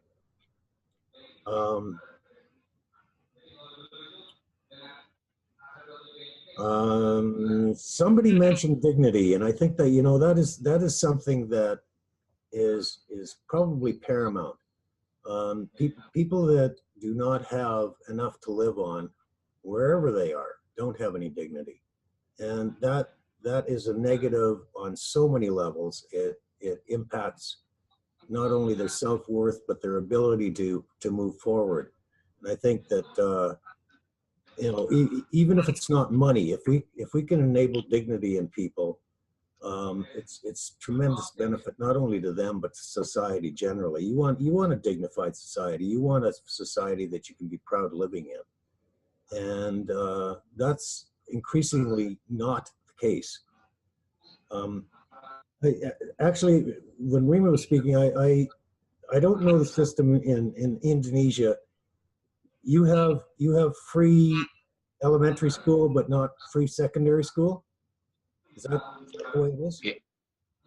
No, up to we have up to, I think we have up to the junior high school is free for government, but in regional area they up it to senior high school. But nationwide is up to the senior high school, about 10, class 10. Okay. It's free up to, yeah. And we also have the largest national health insurance in the world. Largest in terms of what your service, or? In terms of that, the government paid, I think it's covered like 260 million people. Yeah. And universal healthcare. Yeah, that is a good thing. That is something that the Americans haven't figured out yet, but I think they're getting there. Yeah, I think also, I think 100 million poorest people don't have to pay any premium at all because the government pay their premium. Yeah. What did I have here? Yeah. Overall, I think, you know, the whole concept of cash transfer as opposed to programs. Not only is it more effective for individuals that are receiving it, it's more effective for the country too. I mean, trying to limit who gets what money is so expensive, and just that is something that never ceases to amaze me in Ontario for their social assistance system. So much cost goes into policing, basically, and it's absolutely ridiculous because if people have enough money, they're not going to be scamming the system. They don't need to. And the only reason that they have to police the way it is now, at least in Canada, is because they don't get enough. So they're constantly trying to find ways to get a little bit more, enough to live on at least. So cash transfers, as long as they're sufficient to keep you going, have got to be a smarter way. It cuts down on costs and it improves dignity in individuals. In terms of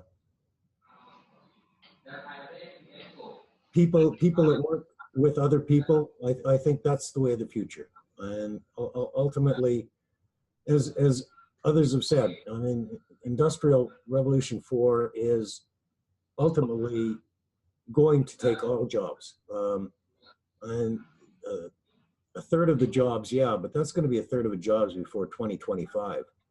And you know, even if it takes until 2030, I mean, they're going away, and they're going away at a logarithmic rate, not at a you know, a slope rate. And that is something that's got to be kept in mind, that it's going to speed up. It's not going to slow down. And in terms of artificial intelligence, with the neural networks that they're working on now, yes, they still need data, but they're going to need less and less data to do the job that they need to do. So that's, you know, it's something that we've got to look to, and it's something that we definitely have to deal with. And in terms of, certainly in terms of education, right now, Canada is free through grade 12, and university is you're on your own, sort of. And I think the way gig economy is going and the way the economy is going around the world, education's got to be free, period. You know, if you're working in the gig economy, you know, even if you get a 3-year contract, at the end of the 3-year contract, you're going to have to re-educate yourself, and that's not going to be free. And it should be, because you are a contributor to society, and society should allow you to be able to maintain your position in society by continually educating yourself. That's all I got. Okay, cool. Yeah, I think that's an important note, the gig economy and the possibility of the future as well. So we will have some question from the participant today. So you guys can ask for John or for other speakers feel free to ask and challenge this idea, also their presentation. So who's gonna start asking question? Mas Bima, you wanna ask some question?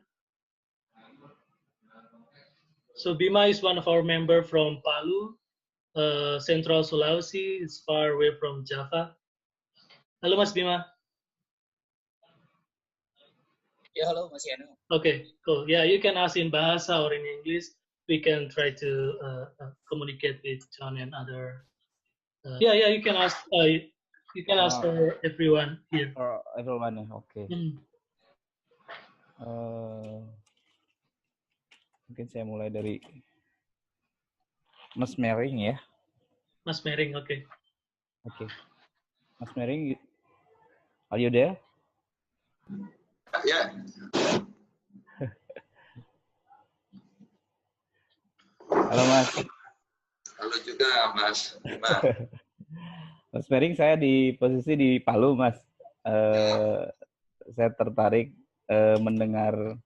Jadi ini maksudnya kita kaitannya dengan Mas sampaikan tadi itu, apakah yang Mas support ini termasuk untuk peningkatan, maksudnya membuat masyarakat itu bisa membangun infrastrukturnya sendiri atau bagaimana Mas? Ini hanya akses permodalan ya kan yang saya lihat, ini akses permodalan gitu ya. Halo Mas, terputus-putus. Oh, putus-putus ya? Ya. Jelas Mas suara saya? Ya. Oke. Sudah jelas. Ya, Mas Miring, ini kan support Mas Miring terhadap ini ya, Mas Miring, terhadap permodalan ya, permodalan masyarakat gitu ya, yang di adat itu. Nah, maksud saya gini Mas, apakah ada support lain gitu, misalnya dari sektor untuk pengembangan, pendampingan, pengembangan infrastruktur seperti itu, apakah ada solusi nggak Mas ya untuk masyarakat adat ini? Karena memang mengingat mereka ini keterbelakang juga, bukan hanya dari apa namanya, karena tempatnya ada di sana, tapi akses infrastruktur tersebut yang memang nggak ada ininya gitu, connectivity-nya gitu Mas. Ya. Terima kasih Mas. Oke, yang pertama sebetulnya cara pandang kita adalah bahwa masyarakat adat itu bukan bukan sesuatu yang kosong begitu. Mereka punya sesuatu sebenarnya. Mereka punya bahkan pengetahuan itu luar biasa. Bahkan profesor, doktor, orang-orang keren berpendidikan itu datang untuk riset di tempat mereka. Berarti mereka punya pengetahuan sebenarnya. Jadi berangkat dari pengetahuannya mereka, itu yang dilakukan oleh kita dan juga teman-teman di Credit Union, termasuk saya bikin Credit Union juga di Pontianak, bahwa mereka bisa melakukan sesuatu dengan nilai-nilai yang mereka punya. Itu yang pertama. Sehingga sebenarnya mereka kebutuhan mereka tidak semuanya harus minta ke negara, tapi mereka punya sesuatu. Nah, itu dibuktikan dengan berkembangnya CU kita, bahkan dibandingkan dengan APBD Provinsi Kalimantan Barat sendiri, satu CU itu bisa mengalahkan satu APBD provinsi.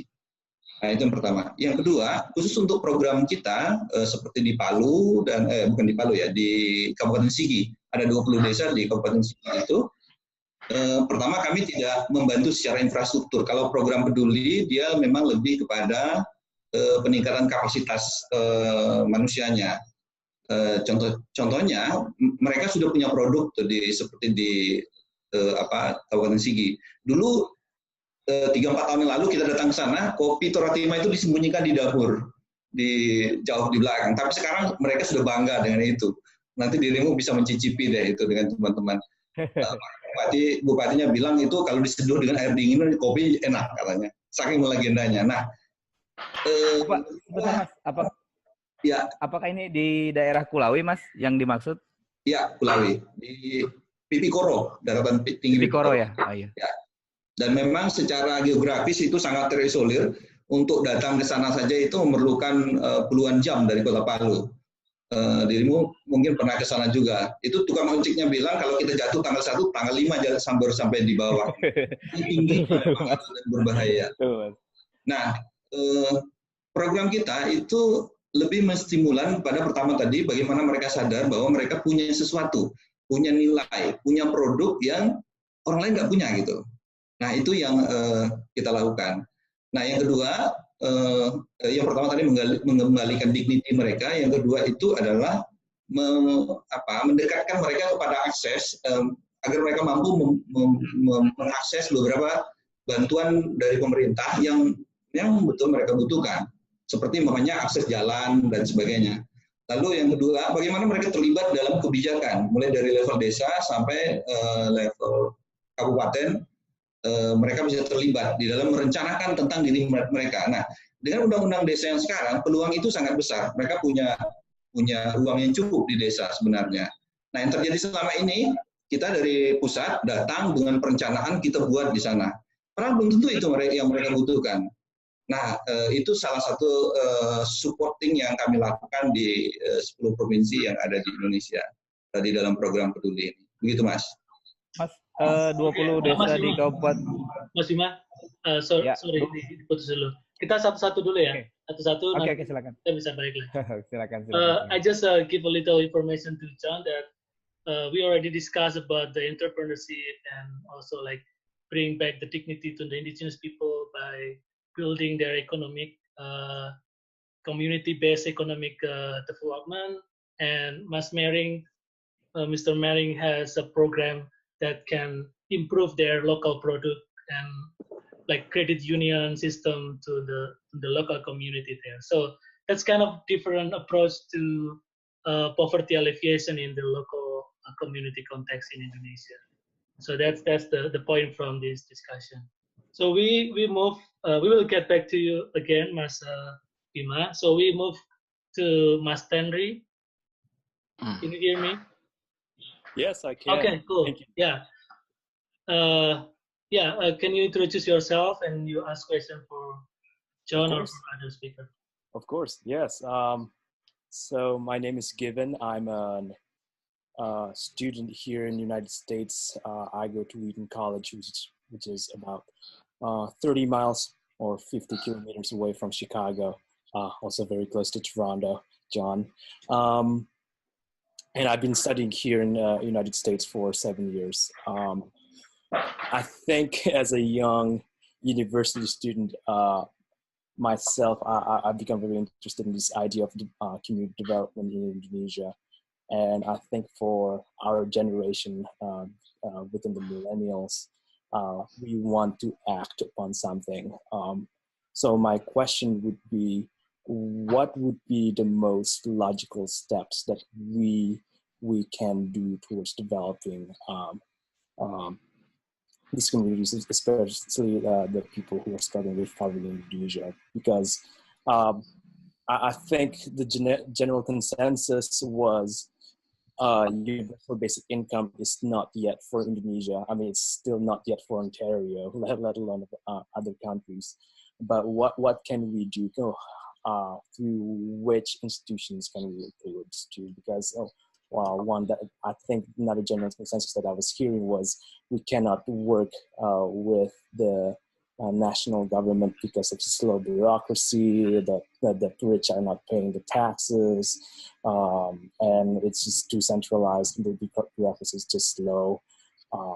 Should we work towards maybe systems that are existing like BPJS maybe, or should we work toward NGOs? And is there any research that's being done on this? So that's my question for everyone. I know that's very vague, and I have other questions too. But as you said, satu-satu dulu. Thank you, Tenri. Thank you. Of course. So you're in the Midwest too? So yeah, I'm in the Midwest. Okay, cool. We are close. I'm in Missouri. Oh yeah. Sorry for the snow the other day. Can I respond to this? Okay. Yeah. Okay, Mas Bambam, you wanna answer? Yeah, no, I don't. I take you that you think that universal basic income is still far away from Indonesia. I respectfully disagree with you. I think universal basic income can be applied in Indonesia locally in some areas. For instance, I can imagine in Timika, where Freeport is located, the local government, I think, can afford to have universal basic income.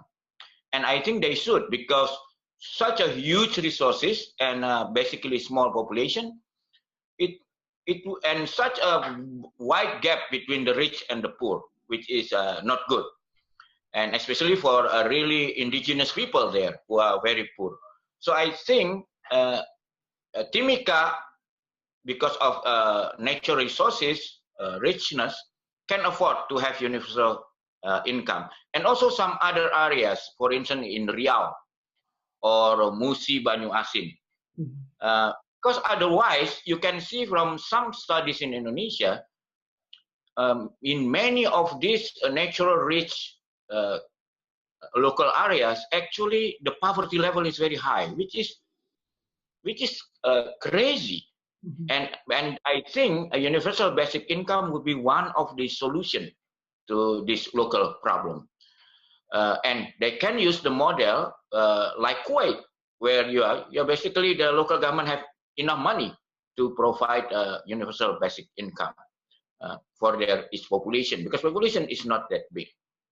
Number two, in a very commercial area like Jakarta, for instance, so many trading activities. If you put value-added tax, that's more than enough to give at least universal basic income, which you use the approach of negative tax, meaning that actually only the poor people will receive it, not purely universal. And in areas where it is a lot of resort, where you have rich foreign tourists come and stay in a very expensive resort, and most of these resorts actually belong to foreigner or somebody outside their local area, so the profit will go to their area. In this kind of place, let's say Bali, or you can actually fund it universal basic income through the property tax, because property tax can also provide you enough. And you can imagine resort, not only resort area, but also like Jambi, where a lot of its area is a huge area, small population, but those area are basically has controlled by a few people outside Jambi who had the plantation, thousands of hectares of palm oil plantation. I mean, if you implement, the local government implement sufficient property tax to those plantations, they can actually fund it universal basic income to their citizen there locally, more like Alaska model. So I think Alaska model can be applied in natural resources rich local areas that have only very few population. But property tax system in resort area to fund it, and in commercial trading city like Jakarta, you can fund it the model of what President Nixon actually in the 70s proposed, has been actually the Congress supported it, but it failed in the Senate because there was a disagreement. The Democrat want to have a higher basic income, while the Republican want lower, which is sad, because otherwise we would have seen universal basic income already implemented in the US in the 70s. So, you have to look at not only nationwide, but because Indonesia is such a pluralistic, diverse country, we have also to have diverse model of universal basic income. I don't know. What do you think, John Mills? I don't know the areas that you're speaking of in Indonesia, but basically I agree with you. I think maybe rather than a property tax per se, go with a land tax. It's whoever owns the land, it's borrowed land. Indigenous people were undoubtedly there first, and basically the land was stolen, and I think people who are owning the land now should be paying a land tax on it. And I know property taxes, like in Hamilton, they are whatever they are. But if you actually went after a land tax on what the land is worth, it would be a whole hell of a lot higher than what the property tax represents, and you get a lot more money out of it. I agree with the concept of a VAT tax in the States for sure. I mean, they're so far behind the curve in terms of being able to get some resources out of the system that is just being ignored right now. It's horrible. Canada's got a VAT tax that amounts, well, in Ontario it's 13%, which, you know, I mean, I think by increasing the VAT in Canada by 3%, we could pay for a basic income in Canada, which is you know, pittance. It's not something that's hard. The only problem with a VAT tax is it tends to be regressive. Low-income people pay a lot more of their representative wealth than rich people do when it comes to a VAT tax. So there's probably a better system of doing that, but at least that brings in some income, and it's not a killer. Yeah, I think Purima also want to respond to Tanre's question. Okay. Yeah, I think yeah, I agree. It's possible to be conducted in Indonesia, but I think there's several steps need to do before that. First, like for example, in Jakarta, they have a lot of like a program, social protection program that in addition to the national program. But the thing is, a lot of people who live in Jakarta, they don't have Jakarta ID. So there's a problem with data, and then like, yeah, in Indonesia, there's a problem also with the ID system. So it's not easy. And also about the other infrastructure, like many people doesn't have bank account, those kind of things. So I think one other things that need to be conducted is like, we need to also to calculate which one is like the argument of the UBI is beside the human right is like, because the cost of targeting it is expensive, and a lot of case there is a mistargeting. But the thing is, we need to recalculate which one is more expensive. Is it setting up all the infrastructure to allow to implement UBI, or the cost of the improving the existing targeting system? So I think it's possible to do in Indonesia, but we need also to set up the infrastructure first. That's we need many steps to fix some basic problem like single identity, and also very basic data about our population. Yeah, I agree with that as well. So Tanre, you have any feedback from the response? Yeah, no, I really appreciate the responses so far. I guess kalau boleh kritis mungkin follow a little bit follow up on those things. I think I have two things. And ini bicara tentang implementasi universal basic income. Ini kayak sepertinya we still assume an ideal infrastructure and an ideal reception by the people. So I guess there are three things. One, what is the Indonesian perception? Because growing up in the United States in the past 7 years, I think everyone here is kind of, whoa, UBI, that's not it. We cannot do that. So that's American perspective. I don't know what's generally what the Indonesian people would think about it. So I'm curious to hear more about that. So that's my number one. My number two is, apakah mungkin pemerintah lokal bisa dapat dipercaya? Because I've read the news and even alokasi untuk dana daerah, dana desa banyak sangat digunakan.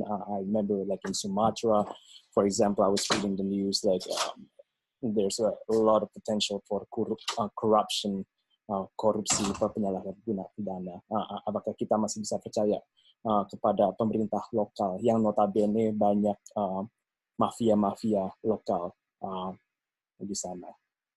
My third question would be, is it right that we give money for these local people? Because I've gone to several areas of Indonesia, like I've been to Sulawesi, pernah ke Papua juga, and I think the perspective that people have in Jakarta and Pulau Jawa pada orang di luar Pulau Jawa, saya rasa there are some problems that are more invisible that a lot of people in Jakarta never think of.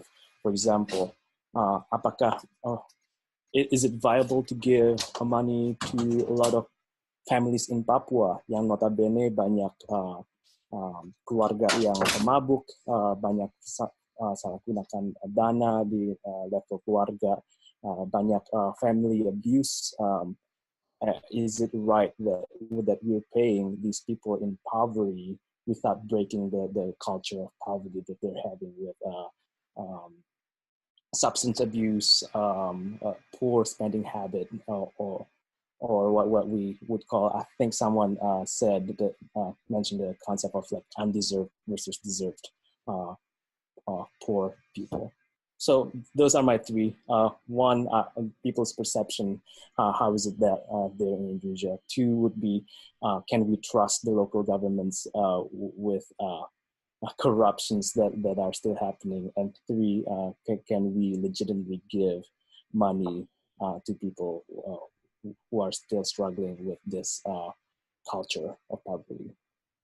Yeah, thank you, Henry. That's all your question is like what people also bring on the table in the debates of UPI all across the world, like all about the corruption. Like last seminar with the Dr. Sarah Davala, Vice Chair of PN, we also discussed about the India, with all those president candidates also brings the same idea about UPI as well.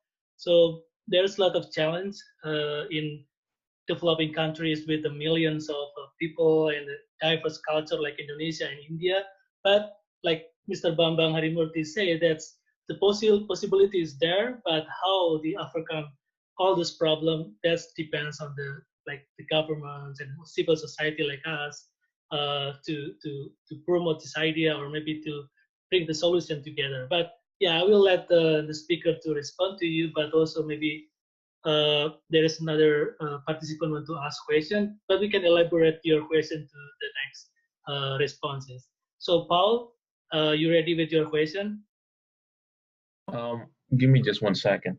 Oh, you 1 second. Okay. So Mas Bambang, maybe you wanna add something? Oh,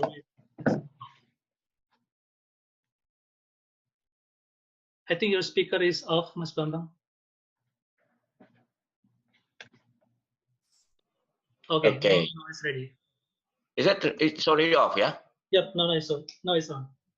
Yeah, I think it's a very typical Jakarta intellectual and bureaucracies and elite to think that the local people are stupid, dumb, and they don't know what to do with their money. But it's not true, because Tempo has done some investigation about the quality of the local leadership.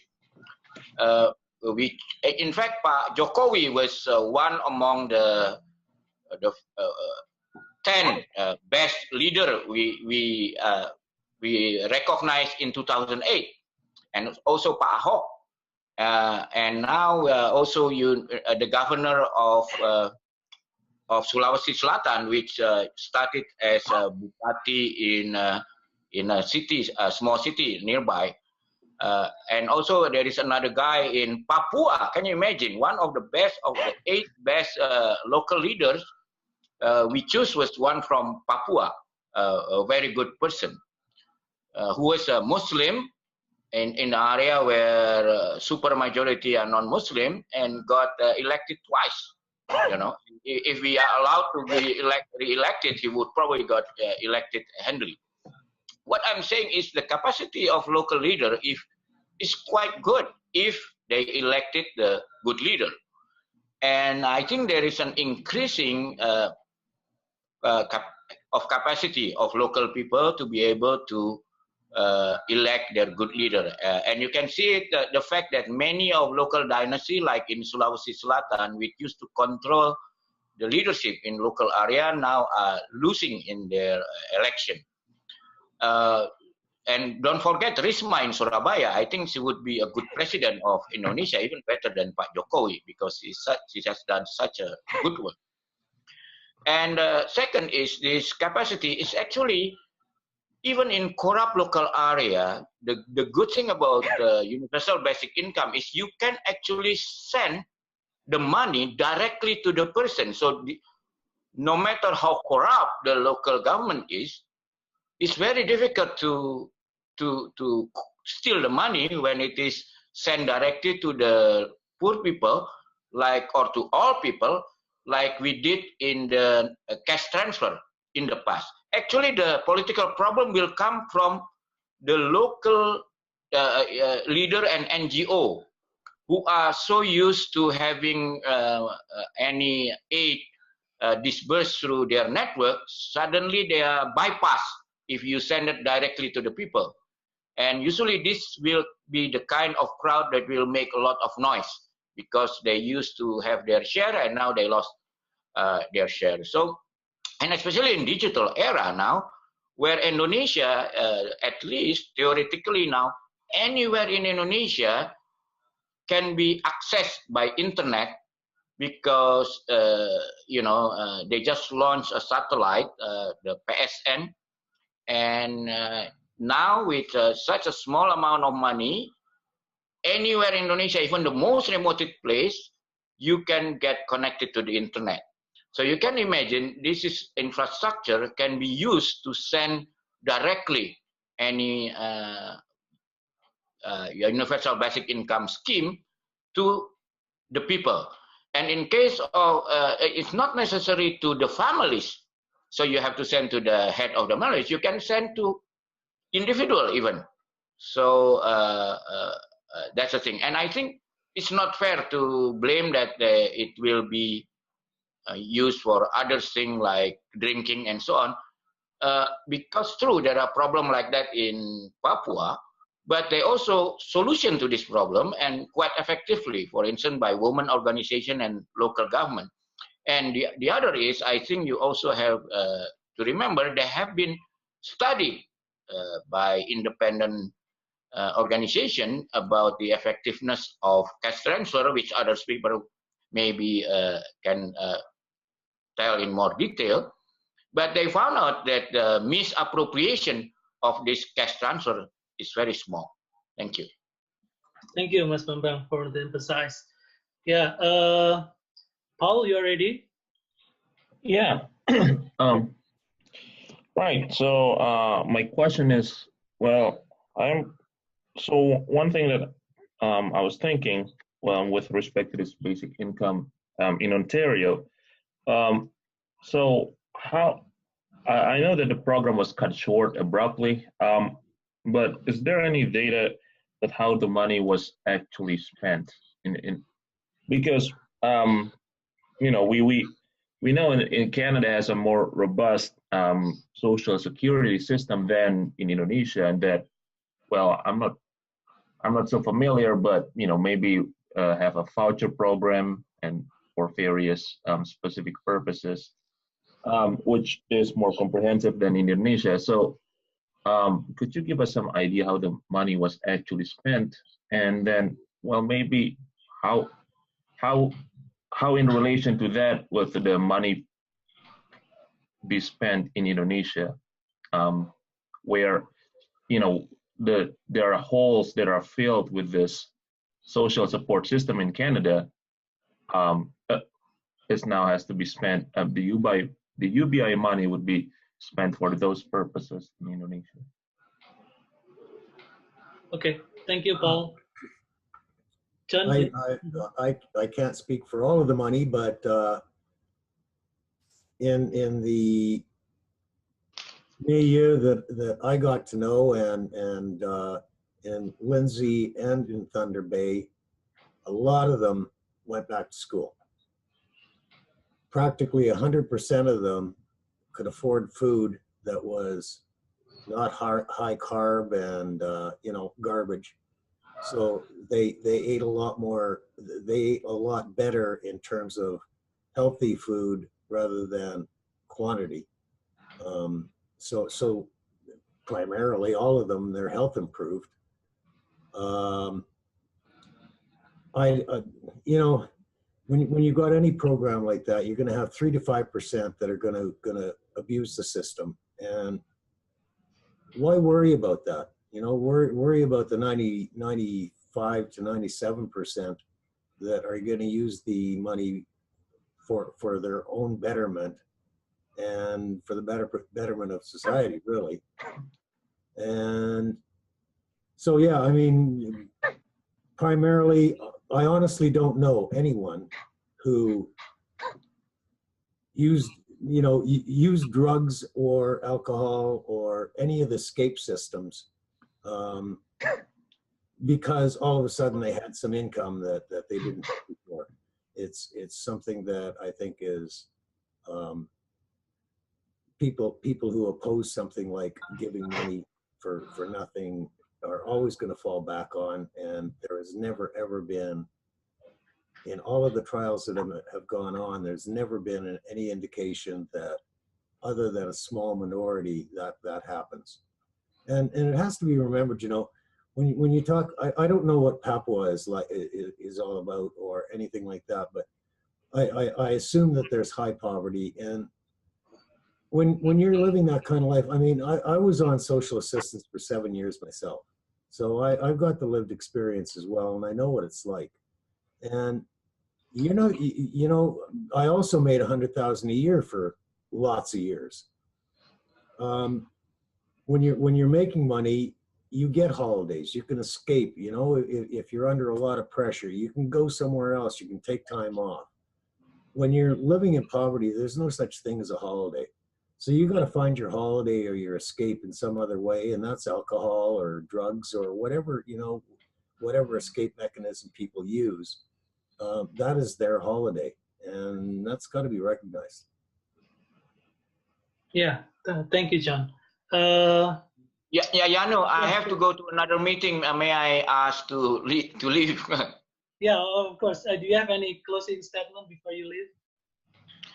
Okay, my closing statement is, first, I apologize to leave earlier because I have another important meeting about internet law. But the second is, I enjoy this very much. But the third is, I think in Indonesia, this is something that we should start to apply, but of course not apply nationwide, but at least to let some local government who can afford this, because they have the resources and they have still a problem of poverty, to do this. And we can all watch with various model working in various local areas. And then I think I would ask all our education and public policy institutions to study all this experiment.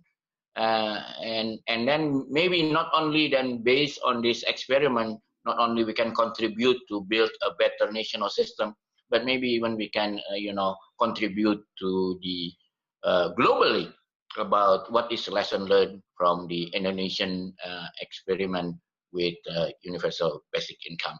Having said that, again, thank you, and I apologize for leaving early, but I hope to see all of you again later.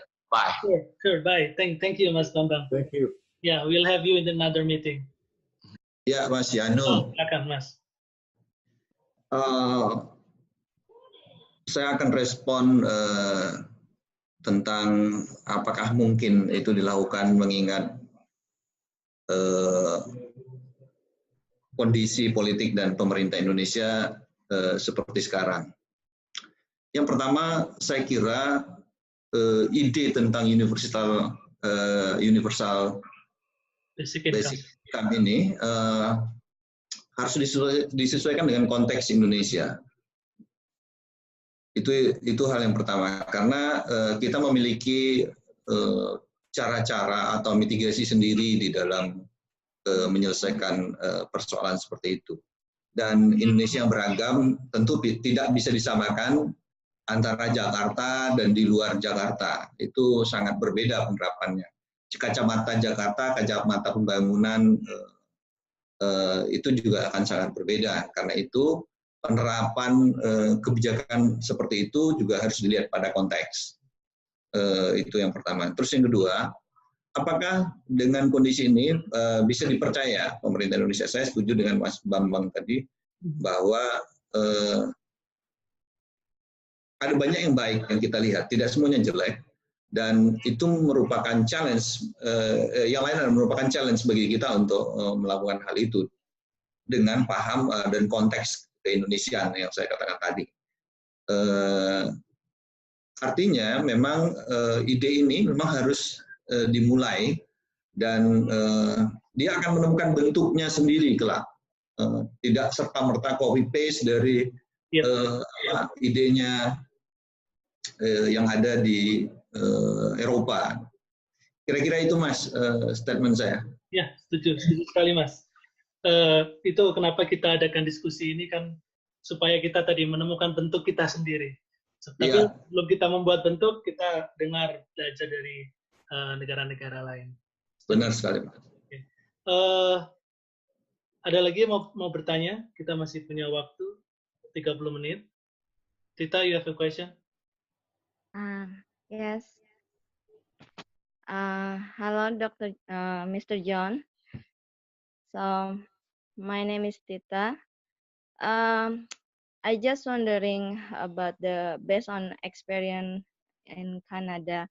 So, we know that UBI is still in the debate. So some people disagree, some people agree, but most of people disagree because they think UBI will make people lazy and then can make people with the consumptive behavior. So based on experience in Canada, is it true? Is it happen? How people before, during, and after they get the UBI, and then after now they don't get any more UBI? Could you please explain more the experience about that in Canada? Thank you. Thank you. Thanks for the question. I saw nothing of the sort. People who were working kept working, and some of them even started going to school because they had that extra income, as well as working. A lot of them started to volunteer, whereas they couldn't before. Quite a few of them actually had to walk to work, and now they could take a bus. I saw nobody who basically sat around playing video games and drinking beer. It just didn't happen. And you know, I think that's something that's another one of those that people drag out. Those that oppose the concept drag out and throw in your face, but again, there's been no evidence of that in any of the experiments that have been tried. And when you think of yourself, I don't know, I saw it put by, I believe, Rutger Bregman, but he was at giving a talk, and he said, you know, that's one of the things that people say. And he looked at the audience and said, you know, all of you out there, if you got enough money that you had a basic living covered, you've got a roof over your head, you've got food to eat, you got transportation, how many of you would sit at home and do absolutely nothing? And nobody put up their hand, and he said, so what is it about other people that you think you're different from them? You know, people want to contribute to society. They want to get out and be sociable. And thinking that other people are different from you and I, and that, you know, giving them the basic amount to live on is going to make them happy enough to quit doing everything else, I think is just absurd. Yeah, so that's more positive outcomes from UBI rather than the negative outcomes. Yes, we can see So, from, yeah, and I have another question. So you said that the UBI they not get any more UBI after 2000. So they only get 1 year, right? 2 years. Some of them 2 only years. got a few months. A few months. So what happened then with the people? Well, I you know, mean, they only get just a few months or 2 years, and then they don't get any more. So what happened then with them? And in Hamilton, there is a psychiatric hospital. I have taken 5 people there since then, because I mean, it's the stress factor of something like that is absolutely incredible. If you know, if you're earning a living and all of a sudden what you get is cut in half, how many people could survive that without some kind of mental breakdown? There's not very many, I don't think. And it's happened. I'm still very fearful. This is the first month that people have been off BI. They got their last pay, well, second month. Well, yeah, we're in May now, so it's the second month. But they've gone through 1 month, and I'm still very fearful that we're going to see suicides out of this. And I hate the thought of it, but it's something that, you know, it's almost inevitable, because it's just too much of a stress factor. And most of the people that I know that had committed to going to school can't afford it now, so they're not going to school. Those are the worst upshots, and you know that their diets are all going to suffer. They're going to be back in food banks. I don't know if you know what a food bank is, but they're all going to be back in food banks again and eating high carb foods, and their health is going to suffer because of that. But it's not a good time for the people that got hit with this. And I'll tell you, I'm a co-coordinator for Living Proof, and Living Proof is a group of people that we put together to be able to tell stories about, hey, you know, this is what a basic income does for people, for me, and it's about them. It's individual stories, and it's humans of basic income sort of tells a story in postcard size, but these people can tell their story, and they can tell you what a difference basic income made in their life. And it's really quite incredible. It's very moving when you can, you know, hear their stories. It's really quite remarkable. And I hate to see, I know a lot of people who had a pre-basic income disposition. I mean, they were, you know, they had mental issues, they had mental problems, and their behavior reflected that. On basic income, they were just normal people. And now the basic income, well, actually even 2 months before their payments stopped, I started to see a reversion back to who they were before basic income. And it's not pretty, it's horrible, it's very discouraging. Yeah, for some of you that never seen the human of basic income, I will show you here a little about it, like less than 1 minute.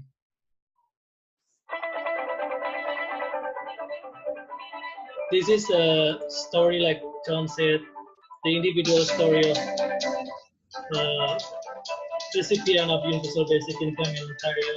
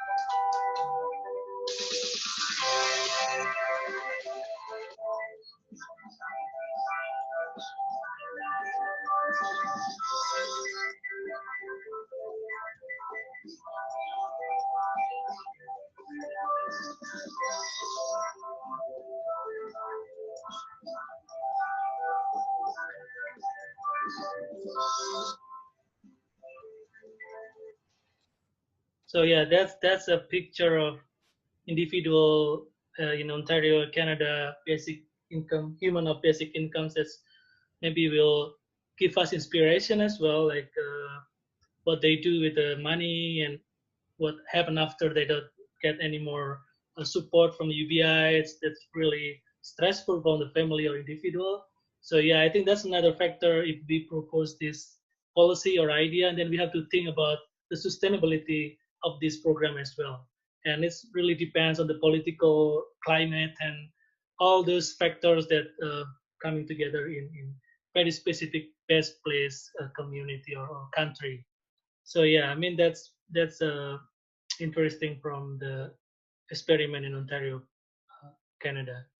Okay, anyone have any question? Other question? We still have maybe 20 minutes. So if there is no other question, then I will back to all the speaker to give the closing statement or some important message for our discussion today. And anyone? No? I'll just close with, Okay. in Canada, Ontario basic income, and first of all, let me preface it. We're going into a federal election this year in likely October. And we're desperately hoping that we don't get stuck with a conservative government, because that's going to really throw a wrench into the works. But in Canada, there are four main parties that contend elections, and three of those have basic income on their policy platform. If you talk to any politician, at least in Canada, and I doubt that it's different anywhere in the world, what they want out of people is, you can go in and talk to them and they say, yeah, I agree, good idea. Get enough people to support it, and show me that you have enough people to support it. And ideally, they'd like you to write the legislation for them. But if you can bring them enough people to force their hand, things start to happen. And honestly, that takes about 5% of whatever population you're looking at to actually start to make change. And Ontario Basic Income and Basic Income Canada are focusing our efforts on educating the general population about the benefits of basic income, and try and get them involved so that we can get that critical mass and at least have some meaningful discussion and start to go forward on this rather than getting stuck. Because I was talking with Jürgen Wespler, who's one of the guys that helped design the Finland experiment. And he said, we used to sit around 10 years ago, and if you got 4 people into the basement and you have a chat about basic income, that was considered amazing. And we had the North American Basic Income Congress in Hamilton last year, and had 300 people at that, which is unheard of. It's being discussed everywhere now, and I think that is something that we can't let go. And it's something that we've got to keep alive by talking about it and educating more people about the benefits of it, and getting rid of these these myths that people are lazy and they're just going to waste their money and do nothing with it, and rah, rah, rah, and all those myths that come out of babes who know nothing about basic income and just don't want to spend money. So, I would just encourage everyone to keep talking it, learn more about it, and bring more people on board. Yep, absolutely. That's what we're trying to do, John, here. Bring many people, many experts and community to talk about UBI. Hopefully we will find our specific or maybe our different models of UBI in Indonesia that may be applicable for our community. So I will go to another speaker to give a closing statement for our discussion today. Mas Mering, you wanna give us closing statement?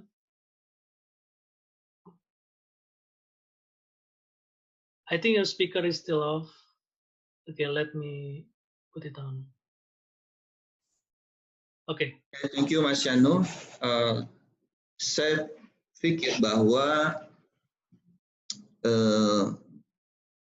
pelajaran dari negara Amerika, negara-negara Eropa itu membuat kita di Indonesia harus berpikir bahwa selain itu harus menjadi komitmen pemerintah kalau mau diterapkan, tetapi harus melihat tadi semua yang sudah kita diskusikan soal infrastruktur, soal nilai-nilai lokal yang sudah ada. Nah, ini harus menjadi bahan diskusi terus-menerus untuk menemukan model yang paling mendekati ideal untuk diterapkan di Indonesia. Dan keberagaman, menurut saya, keberagaman nilai-nilai itu merupakan salah satu yang bisa memberi sumbangan sangat penting dalam menerapkan UB ini. Dan saya kira akademisi, kemudian civil society, pemerintah, dan sebagainya itu perlu duduk bersama untuk mendiskusikan model-model tersebut. Dan berbagai stakeholder termasuk dari media seperti Mas Bambang tadi. Itu saja Mas Yano. Thank you very much John atas sharingnya, for your sharing, dan teman-teman yang lain juga. Terima kasih. Ya, terima kasih Mas Mering. Thank you Mas Mering.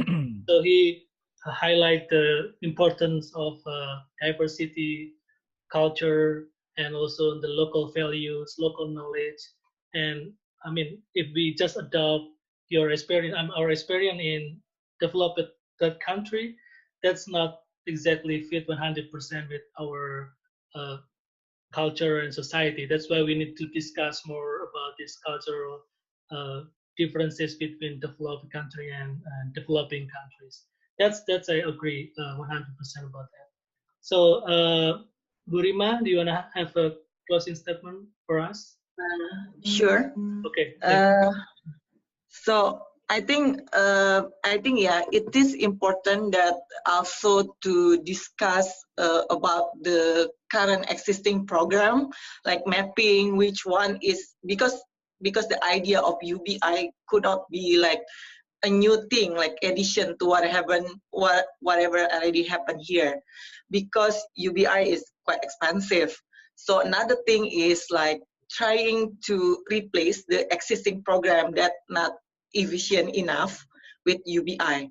So I think outside that discussion and then like trying to make it become also government discussion, it is also important for like academician or researcher try to calculate what program that already existing, what is the cost, and then what if we replace this with UBI, and then we have to also calculate what is the amount of UBI, and then what is the fiscal capacity. So I think a lot of research need to do before we decided whether we want to have this UBI or not. And then another thing, it is very unfortunate that the implementation of UBI in Canada it's not continued, because I think one thing that quite lack from UBI implementation of UBI is like the evidence. We don't really have enough evidence. Unlike when we first time Indonesia adopt the conditional cash transfer, we adopted from the experience of Mexico and many other Latin American countries. So it's easier for our government to accept the idea because they know there is enough evidence improving health and education, and also reduce the poverty. So I think that's another things that we need to think about before we really push this idea, because we have to push the policy that have evidence base. I think that's all for me. Thank you. Yeah, thank you, Burima. The policy-based research, I think that's what you want to say to us. Like, yeah, we need many research, especially for Indonesian context, before we deliver this as a policy. Then, yeah, I agree with that as well. Like, we need to collaborate all the academia, researcher, and the government and civil society to see the challenge, the problem, or maybe the obstacle for this kind of idea of UBI.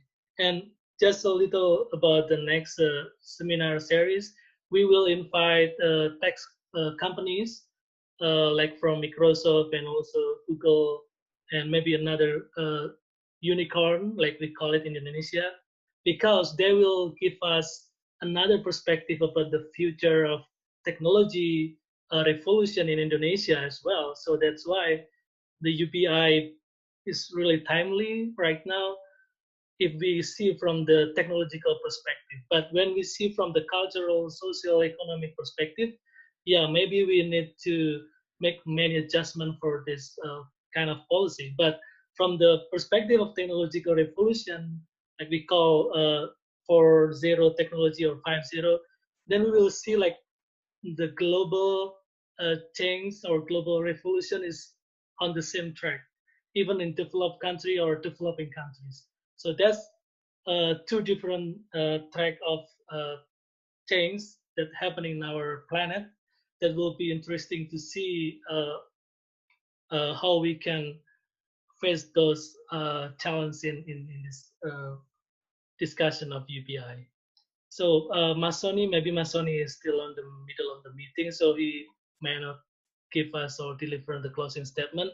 So I'd like to thank you for everyone who attending this meeting today, the seminar, and especially for John, Burima, Mas Mering, Masoni, Mas Bambang, that's already give us a very brilliant perspective and make this discussion very wide. And I note, make a note, and also this discussion is recording by the Zoom. So if you don't mind, I will publish this in YouTube or social media, so more people will reach out this discussion, even though they don't come this morning or this night, so they can keep following our discussion and seminar series. So I will put this on the YouTube channel of Indo Big Network. And I'd like to say thank you for everyone from across Indonesia and from the US, the student, and we have some people maybe not showing up because of the problem like the connection, but they will still follow our discussion. So again, thank you very much for all of you, and I'd like to meet you in another meeting, and I will keep you posted about our activities in Indonesian Basic Income Guarantee Network. Okay, thank you, John, Mas Mary. I would like to thank you, Yanu, for inviting Mas me. Bima, thank you. Yeah. Yeah. It was interesting for me too. Thank you. Thank you. Thank you. Okay, bye. Okay.